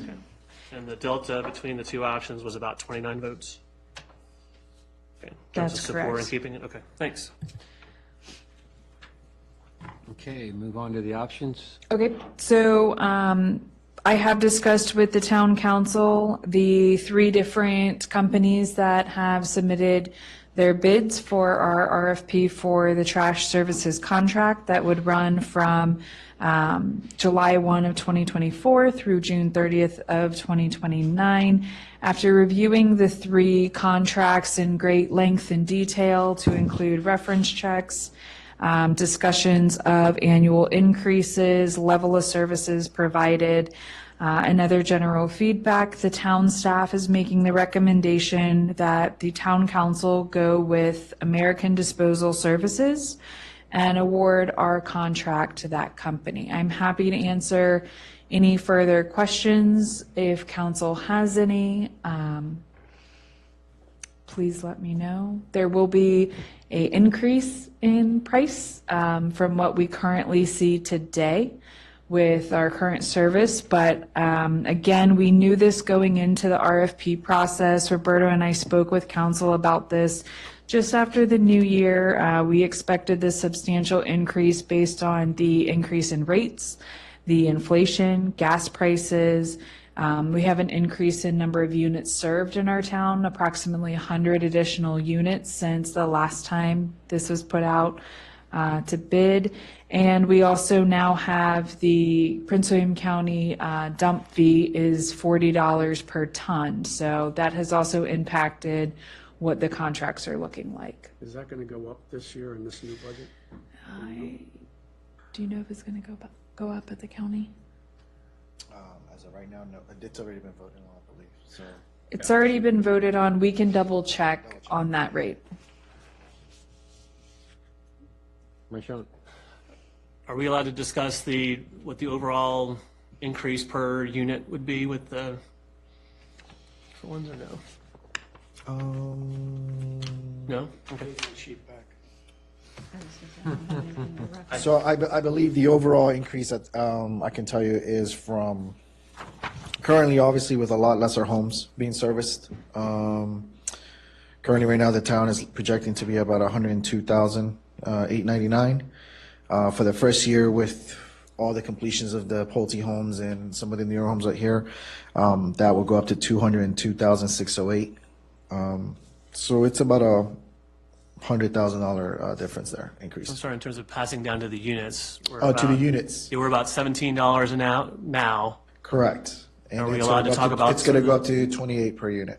Okay, so a difference of Same 10. level of service. So difference of $10 per month between the two services. Okay, Correct. okay, thanks. Sorry, I had 2 copies. I'll give it back. Just for transparency's sake, this is a 5-year contract, That's correct. and it can be extended how many times? 2 times 2 years each, All right, and, in agreement with both sides of the parties, okay, both parties of the contract. okay. And your recommendation is to go with American, you said? That's correct. American Disposal Services. And we've already budgeted for the worst-case scenario. That is correct. So then if we went with them, with this approval, there might be some savings on our next fiscal year anyway, right? Well, we would, I would modify the current budget, proposed budget, obviously to that. And I believe that with this being one of the bigger unknowns, and now that if council were to make that decision today, I would also request if we can do the public hearing for the budget to be held in June 6th. Obviously, June 3rd, that's my fault. 3rd. I'm June sorry. I was going to say, I looked at my Yeah, calendar. I This is did the too. 3rd, because it's not. June I'm 3rd. sorry, that's fine.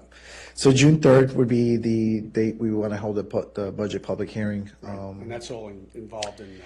Involved in that, but then it still gives the ability to council that, we can still reduce the budget, obviously, during the discussions and when it comes to the real estate tax, how all that would play out, but yeah. Maybe reallocate that savings elsewhere. I would probably, just top of my head right now, probably put it right back into the CIP funds. Right. Any savings we find there, yeah, we move it over there. Okay, and just to be clear, the rate was going to go up no matter what, and it's Yes. basically is doubled for the same level of service. Yes. Yes, I mean, if we want to speak a little bit on it, I think Emily and I have been in contact and discussion this from actually last budget season, I think around May or June. Yeah, you as gave we us a knew. heads up. So we've been working on this for a while. At the time too, having the connection with our board of supervisor, he was making us aware of things going on in the county that would affect us with the tipping fee. So we kept a close eye on that. We were forewarned by our current provider, a heads up too that our prices would be substantially going up. And in this process too, everything was taken into account. All 3 vendors were great proposals. We're just recommending which is a better choice for the town, not just cost wise, but just service wise as well, and also just with the reactive on questions with us. So your recommendation is for the company, not necessarily the number of days per week? Correct. After we looked at everything, we looked at the survey. If there's no need to significantly reduce services, let's keep it status quo for our residents. There's no real need to decrease the level of service. We can afford the current level of service at the new rate. I think $10 is reasonable. I agree.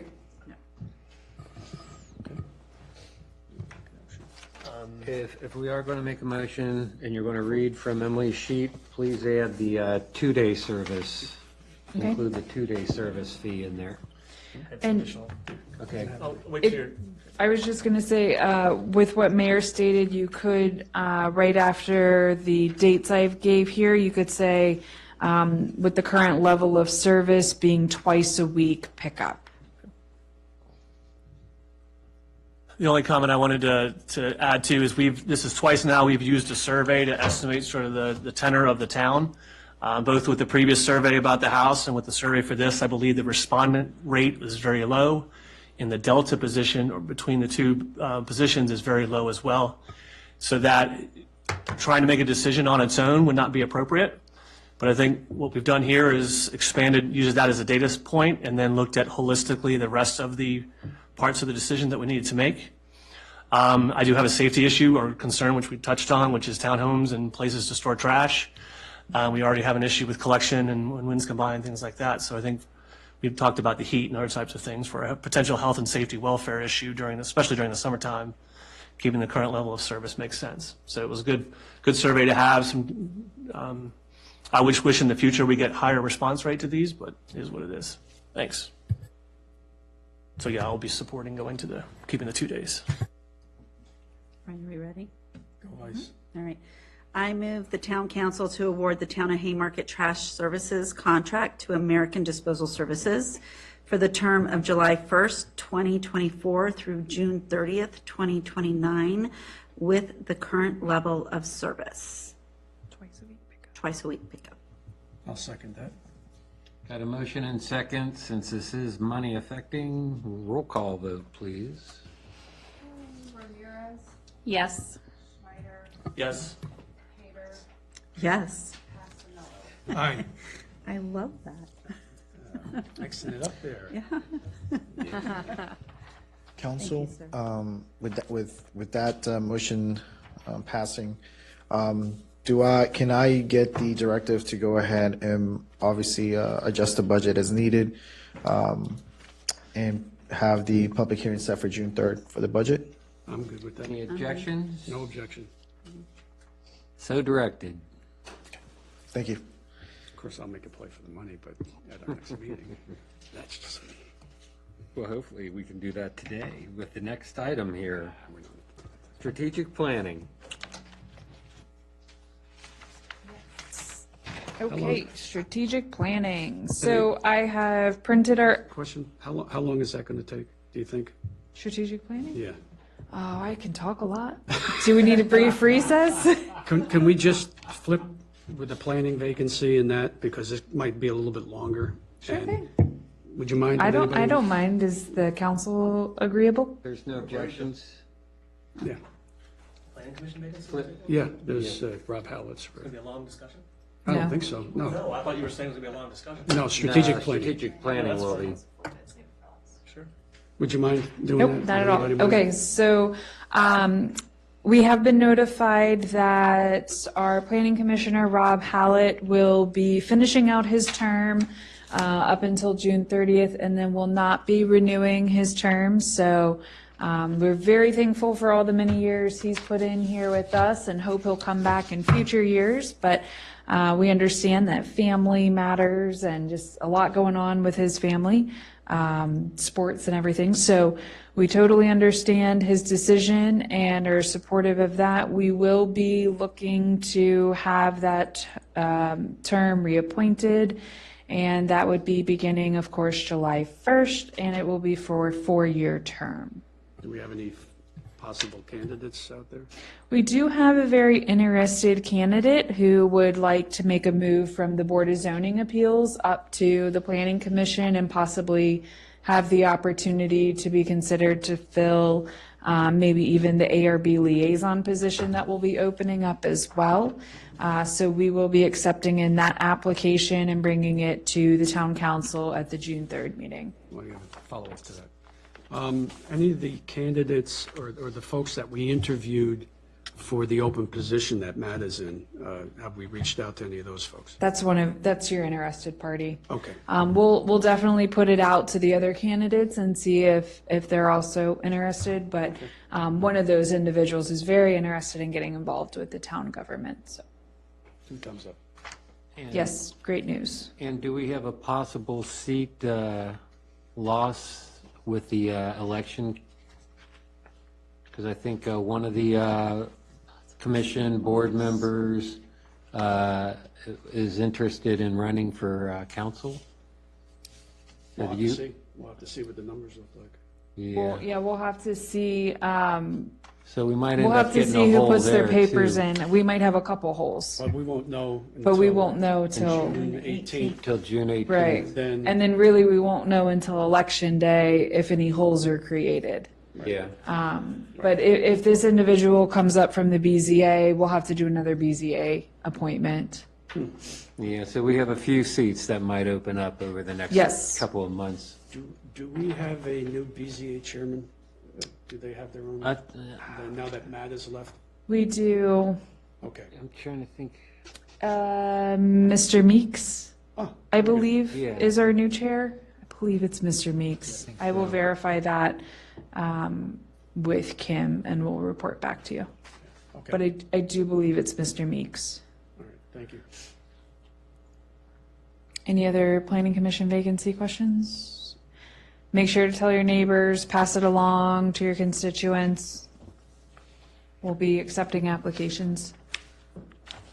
Okay, Okay. Okay. start this. Now, did you need a? Back to strategic recess? planning, or Take a quick run. do you want to take a? Take a 3-minute 5-minute recess? 3-minute, okay. Yeah, it's already dragging on. I'd like to get out before 9:30.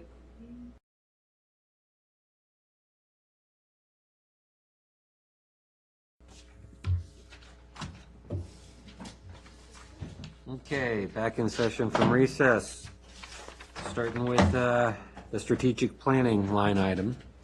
Yes. Okay, so we can keep it as lengthy as you guys want, or we can keep it brief. But I've updated our spreadsheet as we're working through the different elements of the three main projects we've identified. I'm tracking task, I'm adding to the next steps of action, and then I'm clarifying those timelines that we have here. So for a moment, I'm going to skip ahead off of Town Park for a second. So under the public parking, staff has started to work in-house to identify potential land options to then go out and discuss with a real estate agent and get more viable options and do certain cost analysis there with what is doable. So we are working on identifying those areas, and then we will go through the process of having those discussions, looping the town council in as well. One of the questions I had for the town council is originally we had talked about hiring a consultant to complete a parking study. Is this something that the council still wish to do, or do we all have a good understanding that parking is needed? I know 2016, Marchant, there was a previous parking study that was completed by the town. You might want to look at that because I don't know, a lot of the parking inventory has changed since that Okay. was done. We do have the fairgrounds or the crossroads, so that adds that capacity, but you may have a baseline from which to work from. Okay. If we still have it. But I remember we were, just as a sidebar, at the time, majority of our parking was over there, not in our downtown, and that we were at a disadvantage because of our limited on-street parking. So I'll look for that study and see if there's anything that we can utilize from it going forward. But unless there's any objection, I'm going to kind of strike through this, hire a consultant for a parking study.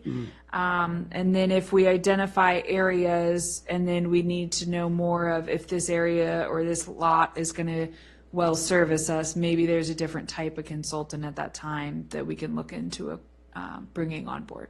I'd agree with that. I think we have enough, not anecdotal, but I think we have enough evidence to say that Yeah. our smaller lots in town, that the developable area is limited by the parking to a point where it's pretty, what's the word I'm looking for? Prohibitive. And so I think we have enough data already to suggest that parking is a problem. Yeah, the question is the size, though. What does the town need? That's what the consultant would create, is, Oh, that sort of review the standard? Yeah, to understand if we do target a property, is it going to be big enough to facilitate our need? Joe? That's a good point, but, typically my experience with consultants, having been one, is we usually take all the information that you give us and then we just regurgitate it. Yes. So, And this might not be a good phrase to use, but build it and they will come. I think if any size parking lot you create, I think our residents in our community are going to use it and fill it. I even think that to a degree, if you charge a small fee for it, there's a demand. There are people who really like to come up here on the weekends, especially for our farmers market, park in one spot and hit a couple areas, whether it be a restaurant and then the market, or, they come here for a haircut downtown and they also want to go meet a friend at a restaurant, so I definitely think if it's there, they will use it. can we reach out to some of the other municipalities? Maybe they have some Certainly. reports that could help guide us at least in doing the analysis. Yes. Rather than recreate the wheel. I mean, there are going to be things specific to this town that you'll be able to identify, I would think. Just a So thought. we've revised our parking standards 3 times already, trying to address the changing nature of how uses are, especially post-COVID, how more reliance on fast food and drive-through and those sorts of things versus now. So, yeah, it's not like we haven't tried to address it. I mean, yeah, what would the scope be? I mean, I see you have 6 to 12 months. I mean, can you come up with an estimated cost, what that consultant might charge? Just to get an understanding of what that would be. Last time we did the study was between 12 and 15 grand, That was how long ago? 2016. 2016, yeah. So double it? Yeah. Yeah. Easily. All right, Yeah. okay. Okay. Moving on to the town center complex. So I just want to let everybody know the town has started working with VML VACO to complete a benchmark analysis to determine our funding opportunities for future projects such as the town center complex. So this would be what our options are for financing and any debt that would be accrued. So we'll keep you up to date on that. We hope to have a presentation ready regarding that benchmark analysis. So hopefully that'll be within about a month's time frame, could be closer to a month and a half. But as soon as we have that, we will report back. Again, on the town center complex, that one does have a little bit of a timeline on it. We talked about it last week. That site plan was signed, I believe, October of 2022. So that means that we have roughly 3 years and 5 months to complete that site plan project before we would have to go back and expend additional engineering fees to update it accordingly to stormwater management and other things that might have changed in our ordinance or other outside agency codes. So just want to put that out there again for everybody to keep in mind. Could you give us a date for that, kind of like an expiration date? October 27, I think. October of 2027. Okay, thank you. Marcel? I assume after this, we're going back to the park. Yes, Okay. so- Before we go back to the park, on town center, I listened to the discussion last week on town center, and I wanted to offer that I think we undervalue what that plan does. One of the concerns is safety. With the increased traffic, increased pedestrian traffic, this intersection right now we do not have a complete sidewalk connection from over the bridge down to Washington Street. It's piecemeal on either side of the road. So there's a safety component to doing this during farmers market. People are wandering along the roadway. So I think sometimes we look at it as a nice to have, but this is also one of our 2 main civic spaces. And I can go on for another time, but I just wanted to say there's more to it. I don't want us to dismiss what the totality of what that project's supposed to do, but we can talk about that later. So thanks. And Good point. you know, as we work through this, if council wants, we can have a work session meeting outside. We can go out there and we can mark it off and we can visually talk about and show what these improvements would look like in the grass, including a turn lane, where your sidewalk would go. I know sometimes it can be a big difference when, yes, you hear what Marchant just stated, but then also being able to see just what that improvement would mean for this little complex here. That might be a better visual for everybody as well. I love that idea. I think one of the first things we need, though, is the financials. Yes. We kind of know, we kind of have some type of spec on the price, but what's the impact yearly on the budget if we go with a loan and all that stuff? So that's what we really need to do, is get this VML, VACO finance stuff ironed out. If you could do that as your Yes. priority. Absolutely, yeah. We've signed everything with them, so they are moving forward on it, and they gave us about a 1-month time frame of when they'd get back with us, so it is active. Okay, so anything else on Town Center Complex real quick? Nope, okay. Real quick, just the other priorities identified, so kind of working through these. I did want to make a couple notes here. I've spoken with Vice Mayor, and Council Member Gallagher is going to assist us with the communications plan. We look forward to meeting with him when he returns from his business trip. We'll be sitting down together to talk about where we're at currently, what we developed, where we would like to be, and how we're going to get there. So I will again keep updating this accordingly. The Jefferson Street turn lanes, I will be reaching out to County Transportation to reignite these discussions, but I will say that it was brought up with the chair in a meeting that I had with myself, Mayor, and Chair Jefferson, so hopefully it won't be a total blindside when I reach out again. Mr. Passanello? Yeah, Jefferson Street turn lanes. Yes. So it's plural there. Are we talking in both directions? Or I thought the turn lane on Carolina going, what is that, south? Southbound? Was part of what we wanted to do here. It is, but long-term, so we can put our turn lane in, and that's a start to the overall problem.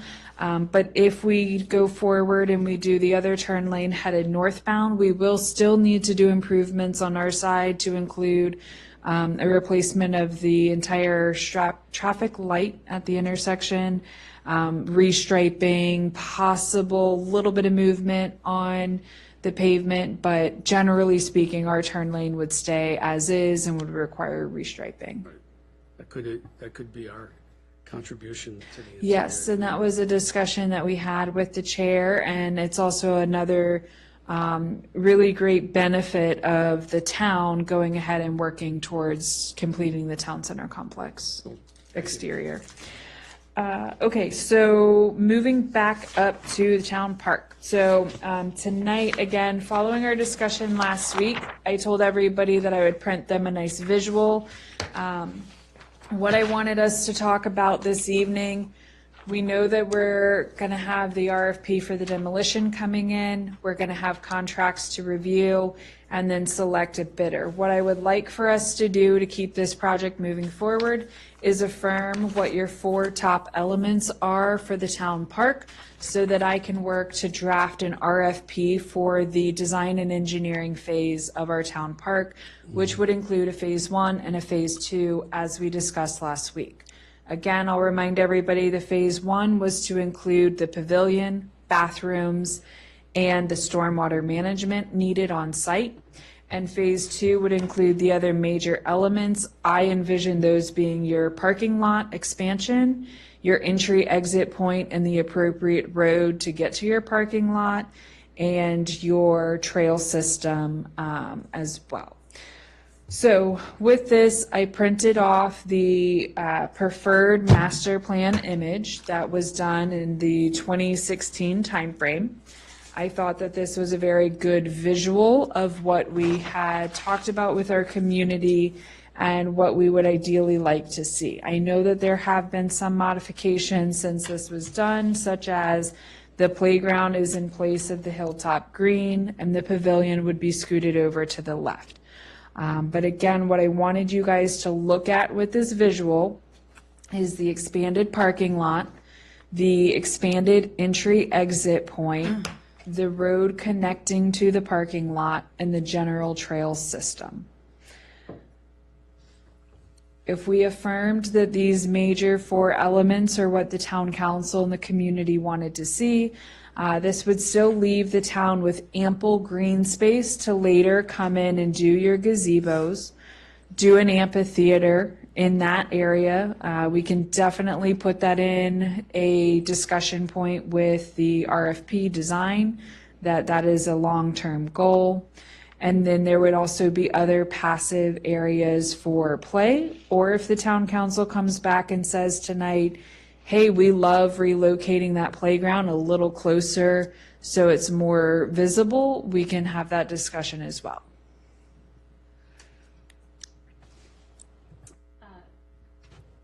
Sorry. I'm just wondering, is there a way for you to give me a perspective as to the current plan with this in mind, considering like where the playground is now and where the pavilion is planned to go? Because I believe the pavilion we were intending to have at the Lewis Home location, right? Yes, so if you look at this plan, do you see where it says Hilltop Green?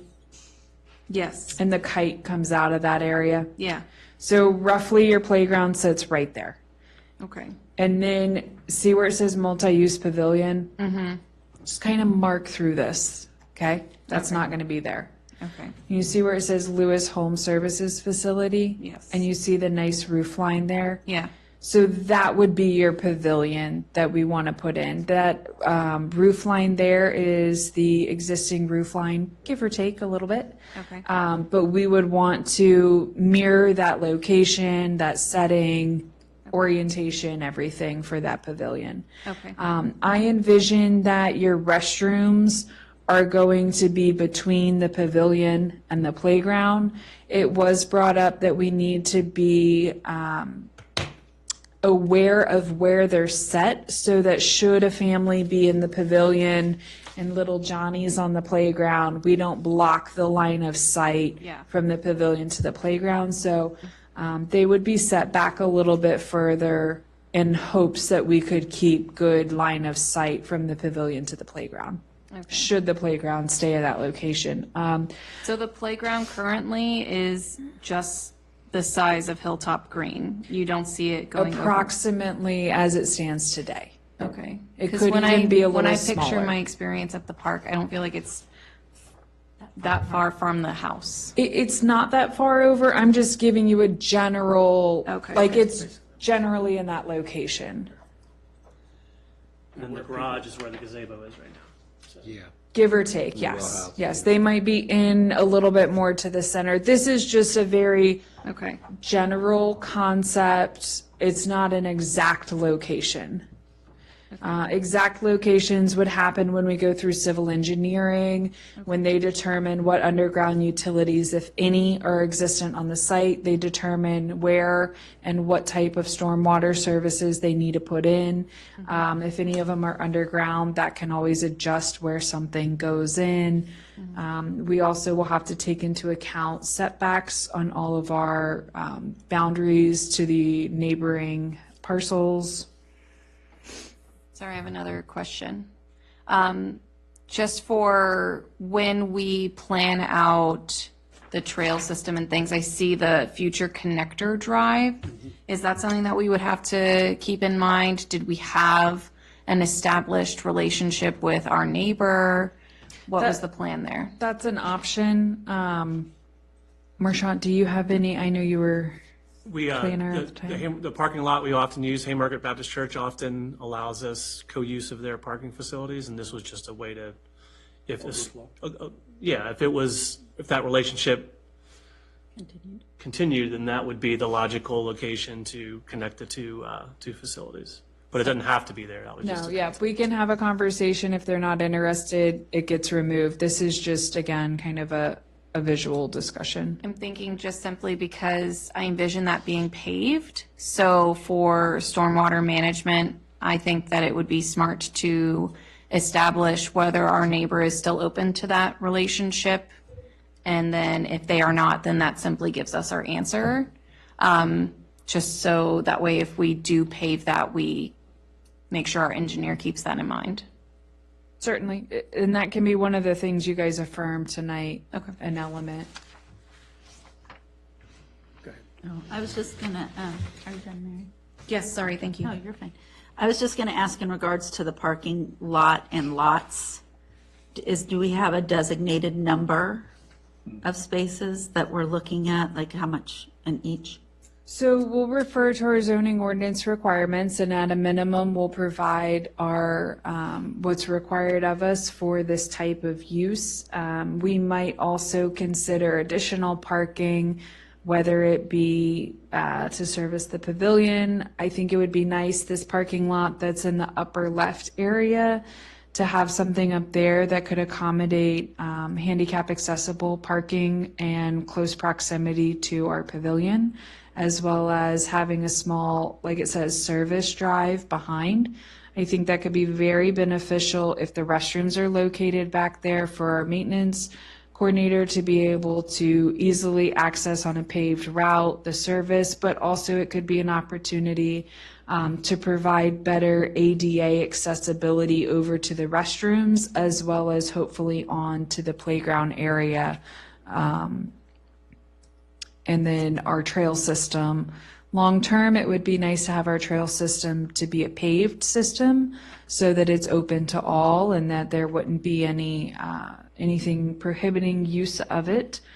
But, you know, there might be a phase where we have to start with a mulched system or a gravel system, but we can talk about that in the cost.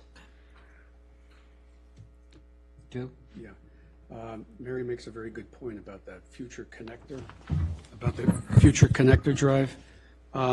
Did we envision a long-term agreement with those folks when you were doing that? I think that was a requirement. And again, we're Right. just trying to allocate that, but whether it's there exactly or not, it was just indicating that parking, overflow parking because Right. of the events. I mean, for me, I mean, if it's a future, I'm not sure I would include in the design now. I would wait until the Well, future. And when you're out there on the property, that's actually where the steepest Right, part of the hill is. right, because there is a shelf life with the design anyway, from what I Yeah. understand. And I know in recent years, sometimes we have issues because of our lack of parking currently. We do have a lot of people who go over and use that parking lot without explicit permission and then walk over. And sometimes we have issues. So I know they would possibly be hesitant to that. It might be something that if they were to agree, they maybe would want it roped off, 360 days of the year, and the 5 days we do an event, they're open to keeping it open. So again, I'll have the conversation with them. Yeah, but in But the I don't cases, see it, I don't know that I see it overly beneficial. but in the cases where you see 5 events, I don't feel we need No. an overflow pathway for cars, maybe No. for foot traffic. Well, and we'll have that nice sidewalk that we're about to put in, and, the property's right there. Right. A lot of people walk through the grass. So, But don't they're let this busy sort of- too. What's that? But they're busier now than I think. They are they've been. they're busy, yes. So they have more need. for Camps, park- preschool, services, small events they do, but yeah, I think as Marchant was about to say, let's not let this be our. Yeah. The idea was you locate it there and not put something over top of it and preclude it. That was more of the, sorry, Emily, I cut you off. No, you're fine. That's right, future-proof it. Yes. Yeah. So, does everybody want to take a moment? I mean, do you guys want to tonight kind of say, yes, we agree, these are our top 4 main key elements we want to see, go work on preparing the RFP? You want to wait for the other 2 to come back? But I'm prepared to tell you what I think. Yeah, I feel like. I think we're all going to be fairly in consensus. So Okay, can I then reiterate what the 4 elements are? Yeah, I was going to list them out. Go ahead. So Roadway. I have number 1 is our pavilion at the location of the current Lewis home. Right, Number 2, but goes along with the pavilion, so I kind of call it 1A, is bathrooms Right. Bathroom.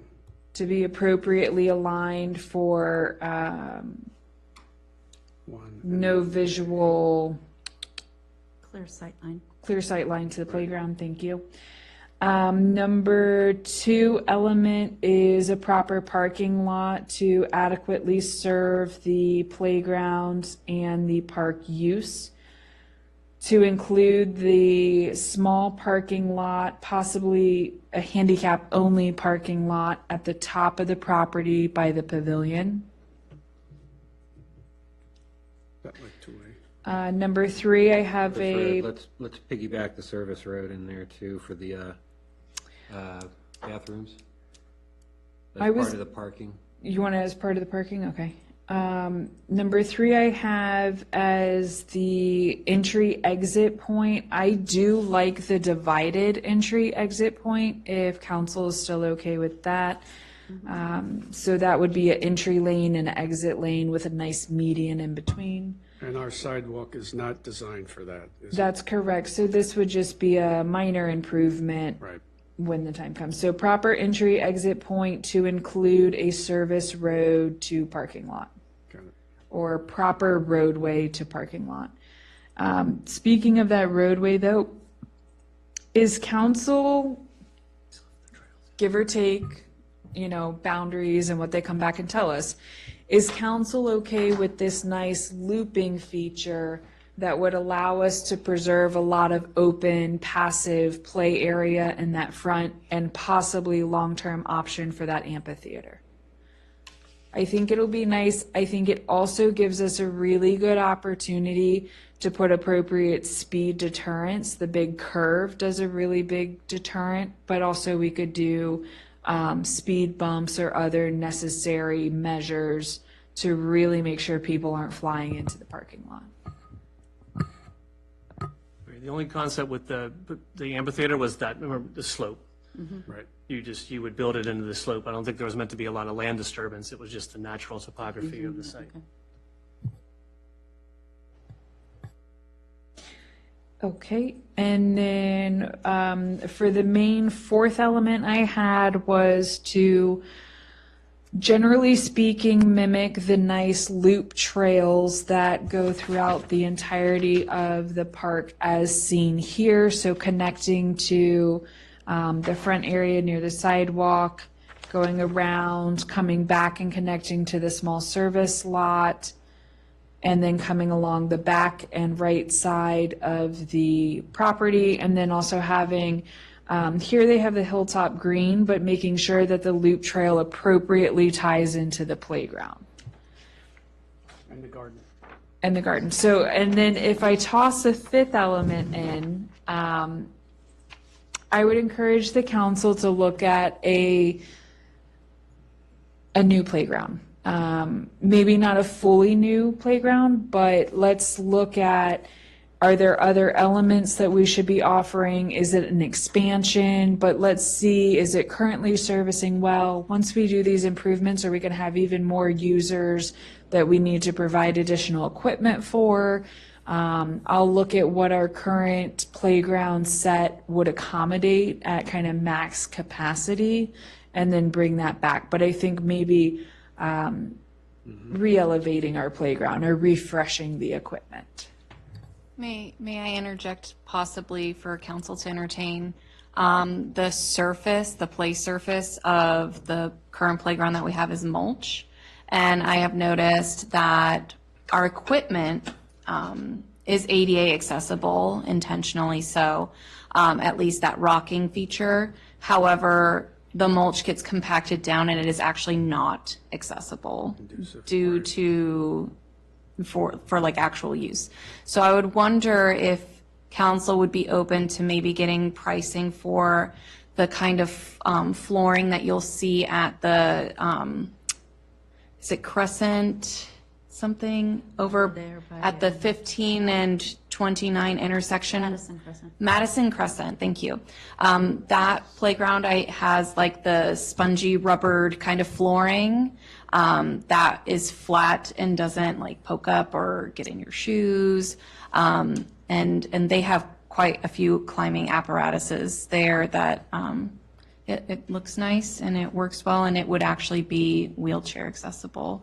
So if council could entertain that, at least. Look at pricing. Yeah. I'll get pricing. I'm also going to ask for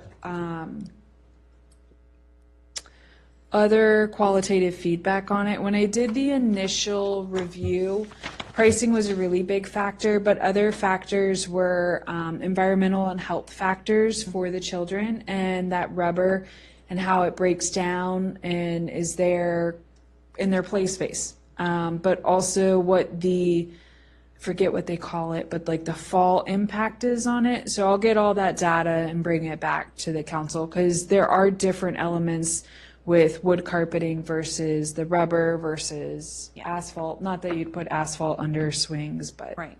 Maybe there are grant or funding opportunities also related Yes. to ADA access. Yes, we'll look into those as well. So, so with that, I have pavilion bathrooms, proper parking to include the handicap service lot as well as the service road, the entry exit point with the roadway as currently shown to our best ability to match, saving area for the amphitheater and other passive play. Number 4 is the loop trail system throughout the entirety of the park as shown. And then number 5 would be playground improvements to include options for different play surfaces. Right. Sorry. Just looking at the picture, I see like another small playground, and you mentioned a new playground. Maybe we could keep this in mind and kind of spread out the area of usage for young families. Because sometimes, like at the Fauquier Community Park, there's lots of different playgrounds there. So if one's really busy, I take my daughter over to the other one. Well, especially when she was little, just because it was safer for her that way. Maybe 5 and under playground? and it doesn't have to be exclusive in that sense, but I'm just saying, I love your proposal of like a new playground. I think we could expand it and expand locations. I'd be open to that for a debate with council. And I'm open to that if council is. I'll just give quick history on why the playground ended up where it was. The Planning Commission at the time was very concerned about the opportunity for children to not be paying attention and run and just not know that they're running towards the busy street, and next thing they knew, be in the street. So we tried to look at that, and we scooted it further back to the hilltop area in hopes that this deterred children from running the further distance, and then also gave parents or caretakers time just in case their little one got away to catch up.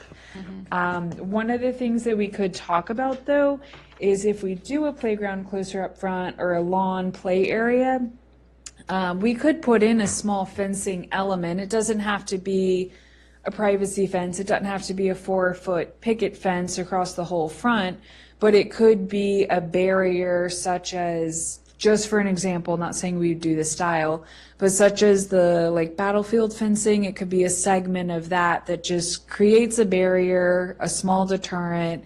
You could also use landscaping as a benefit in those areas if you had a playground closer up front. James Long Park has that. Yes. When you drive in. Yes. Separates the parking areas from the drive-ins.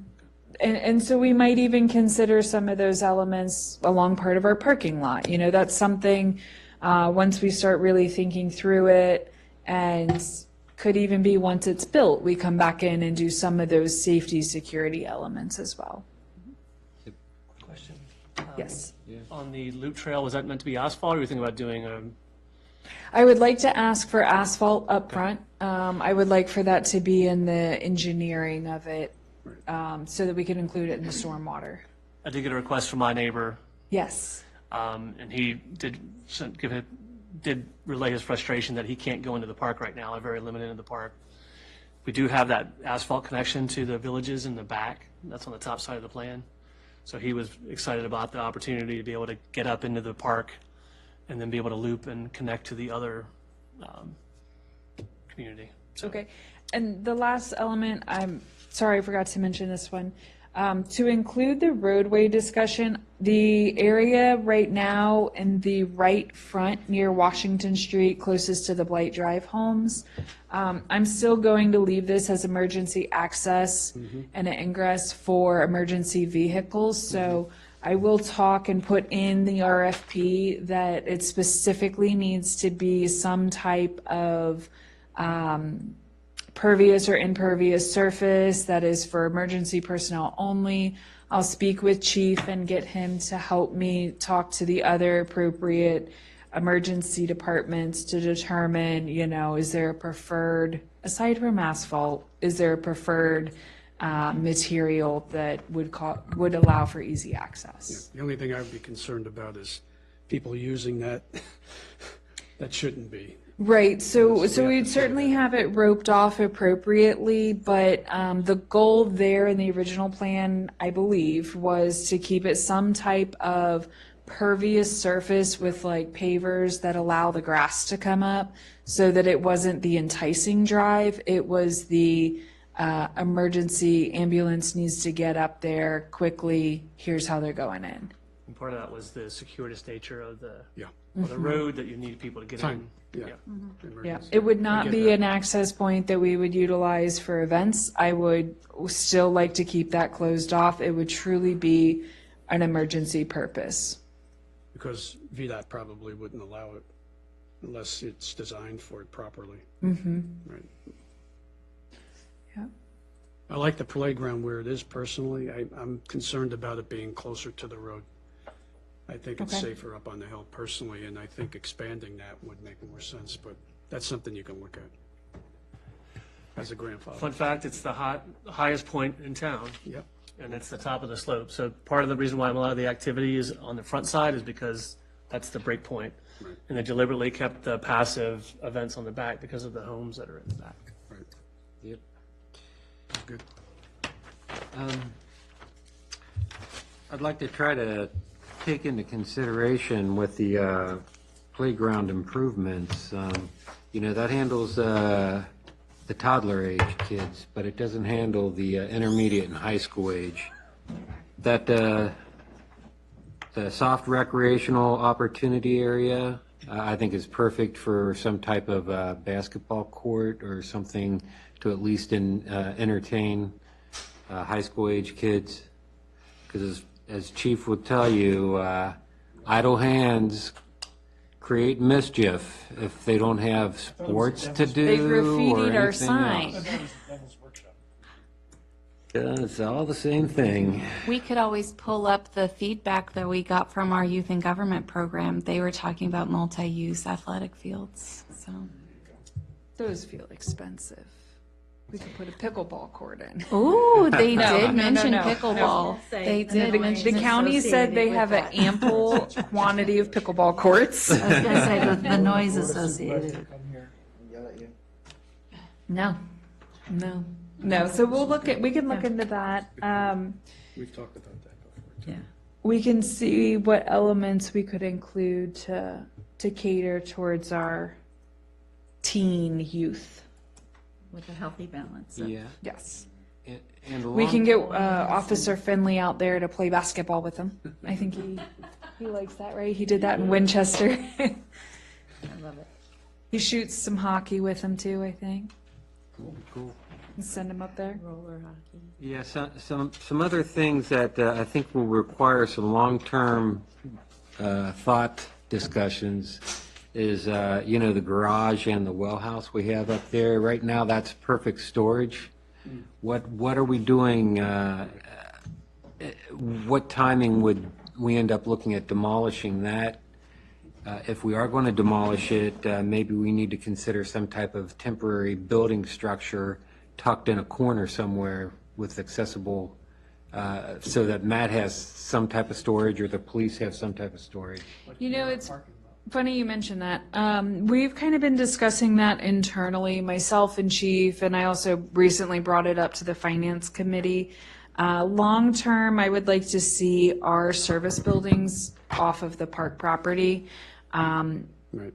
I don't think it's the appropriate area. I think it's a building we had, so we utilized it for that purpose. But we would rather look at something here on site for the storage that we need. I'm also encouraging when we can to assess what we have, and if it's not something we need, properly surplus it, or, you know, kind of let's reevaluate how we're storing things and try to do a better job of paring things down and storing it more efficiently. So we're looking more at options for the town complex rather than keeping it at the park. We have had issues at the park with broken windows,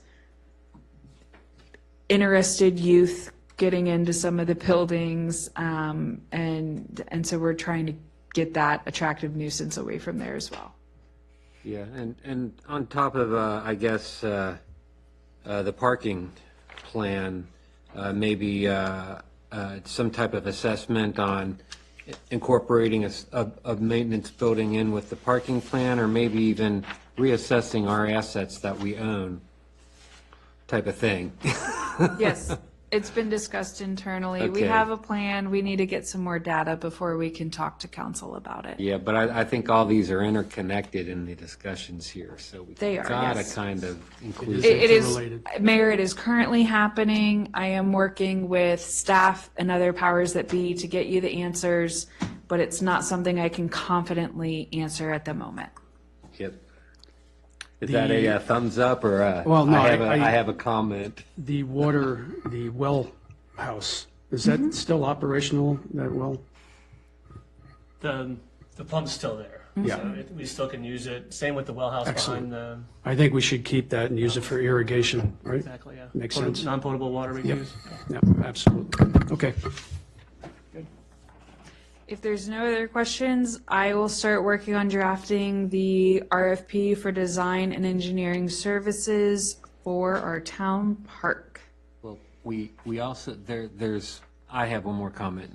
Okay. And that's, we need to note some of the resources that we do have. We've kind of hinted to it, but never directly mentioned it, and that's, of course, the garden plot we have back there.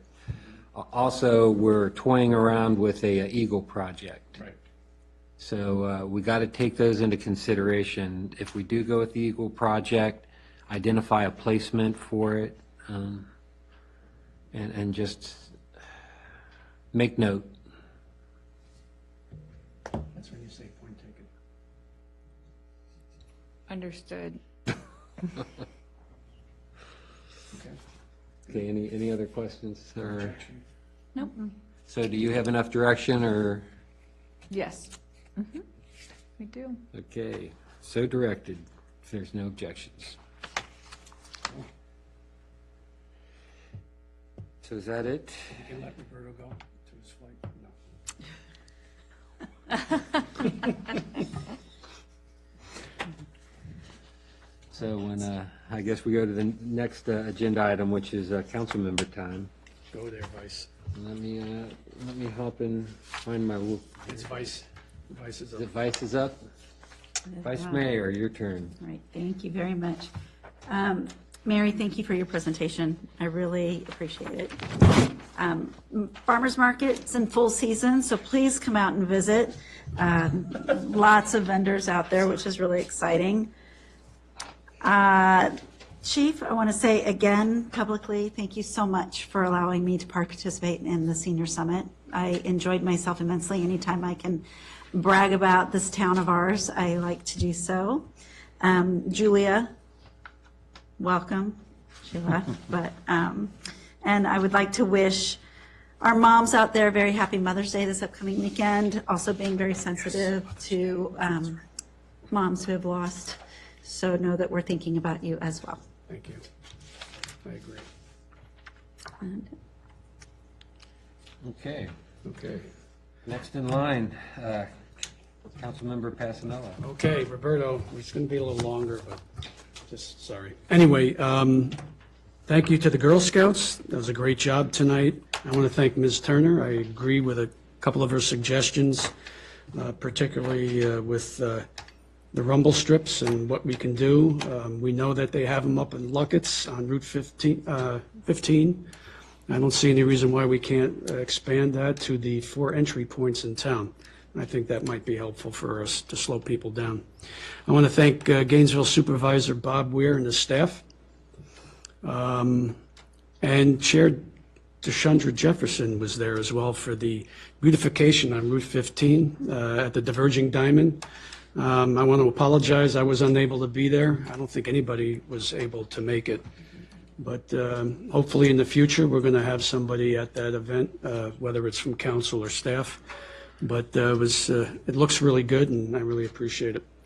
There's a ribbon cutting ceremony on May 18th, which is a Saturday at 12 p.m. at noon at the Warrior Retreat at Waterfall Road for Serve Our Willing Warriors. And there's an RSVP you can sign up to attend as a member of council, staff, or as a member of the community.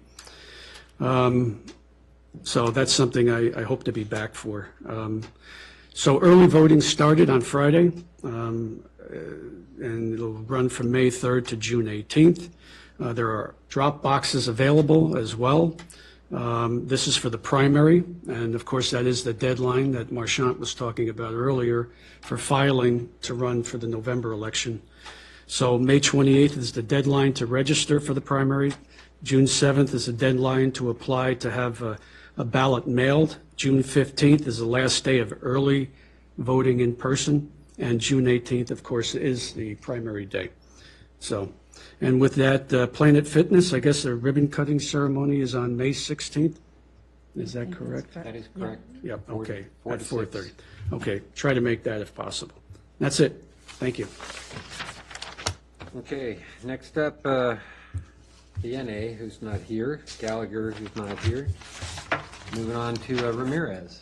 Thank you. I did want to take this moment to update a number on the proposed expenses sheet. I was just made aware that the chief's book that he co-authored is actually going to be half the price that I asked for. Boy, that was quick. So, Thank you, Chief. so that will significantly affect that. So staff will have those numbers for the finance liaisons to discuss. This week is Teacher Appreciation Week, so if you see a teacher, know a teacher, have teachers for your kids or for yourself, please express your thanks and gratitude for all the love and care they put into your education. We also have Memorial Day this month, and so we won't see each other before then. Please keep those who gave their all in your memory and their families. It's somber, but we're very lucky and blessed to get to celebrate it, so we should. I also want to take this moment to officially invite and give everyone warning. June 7th is the last day of school. So will the Longstreet Commons yearly water balloon fight happen around 12:45, 1 o'clock. I invite all of council, staff, PD to come and celebrate with us and our kids and start the summer off right. So that's all I have. Thank you. Okay, thank you. Councilmember Schneider. So as announced, I'm winding down my career with the town, and I think I've emphasized this a couple of times that prior to, 2 councils ago, 3 councils ago, we had set the town up with the tools, the plans, the strategies, everything it needed to move forward. And for any number of reasons, that has sidelined. That at the time, we recognized our growth was going to increase significantly, and that is all played out. So as I've said till I'm blue in the face, with the new 300 residents coming in, thousands of square feet of commercial, potentially a new hotel, increased traffic through town, I think we are now more than ever in our town's history in a pivotal role to be able to influence how we're going to answer the need. We're perpetually behind. We're perpetually behind the power curve. And I'm glad that we're making some key decisions in our personnel. I think we've set up the town staff to meet the need through build out. I think the police department, we're going to set it up in the right manner with which to answer the call, but as you hear me talk about all the time, is the infrastructure. I believe we're also behind compared to our fellow jurisdictions. Our investment in public spaces and public infrastructure is waning. And so I would challenge this council through to set up the new council for success, and that we move from the traditional model or how we've evaluated financing these projects, the ways that we can do it fiscally responsibly, but that we're exploring all options. Bob comes to my mind. I remember Bob used to say, hey, my job's not to solve things, my job is to point out problems. And so I think as a council, we do need to be deliberate. What we do now with this budget and how we finance these projects is really going to have a long-lasting impact, and we want to make sure that we set it up so that it can be completed in a timely fashion, deliver those services in a timely manner. So I challenge the Finance Committee, figure out a way that we can make this happen, and I look forward to serving out my term through the end of the year. Thanks. Thank you, and that leaves me. I'll be quick. There are only really two things I'd like to mention. I would like to thank staff and the event planners this weekend for the flowers that they put out there. I was lucky enough to take home the leftovers, so I got a nice pot at home full of beautiful flowers. They were. Got to thank the vendor who we used for that. They were exceptional. And also promoting the Mayor's Walk meeting at Town Hall here in the parking lot, 9 o'clock Saturday. And on that note, do I have a Move to move? adjourn. I second. Got a motion and a second. All in favor, say aye. Aye. All in nod, say no. Nay.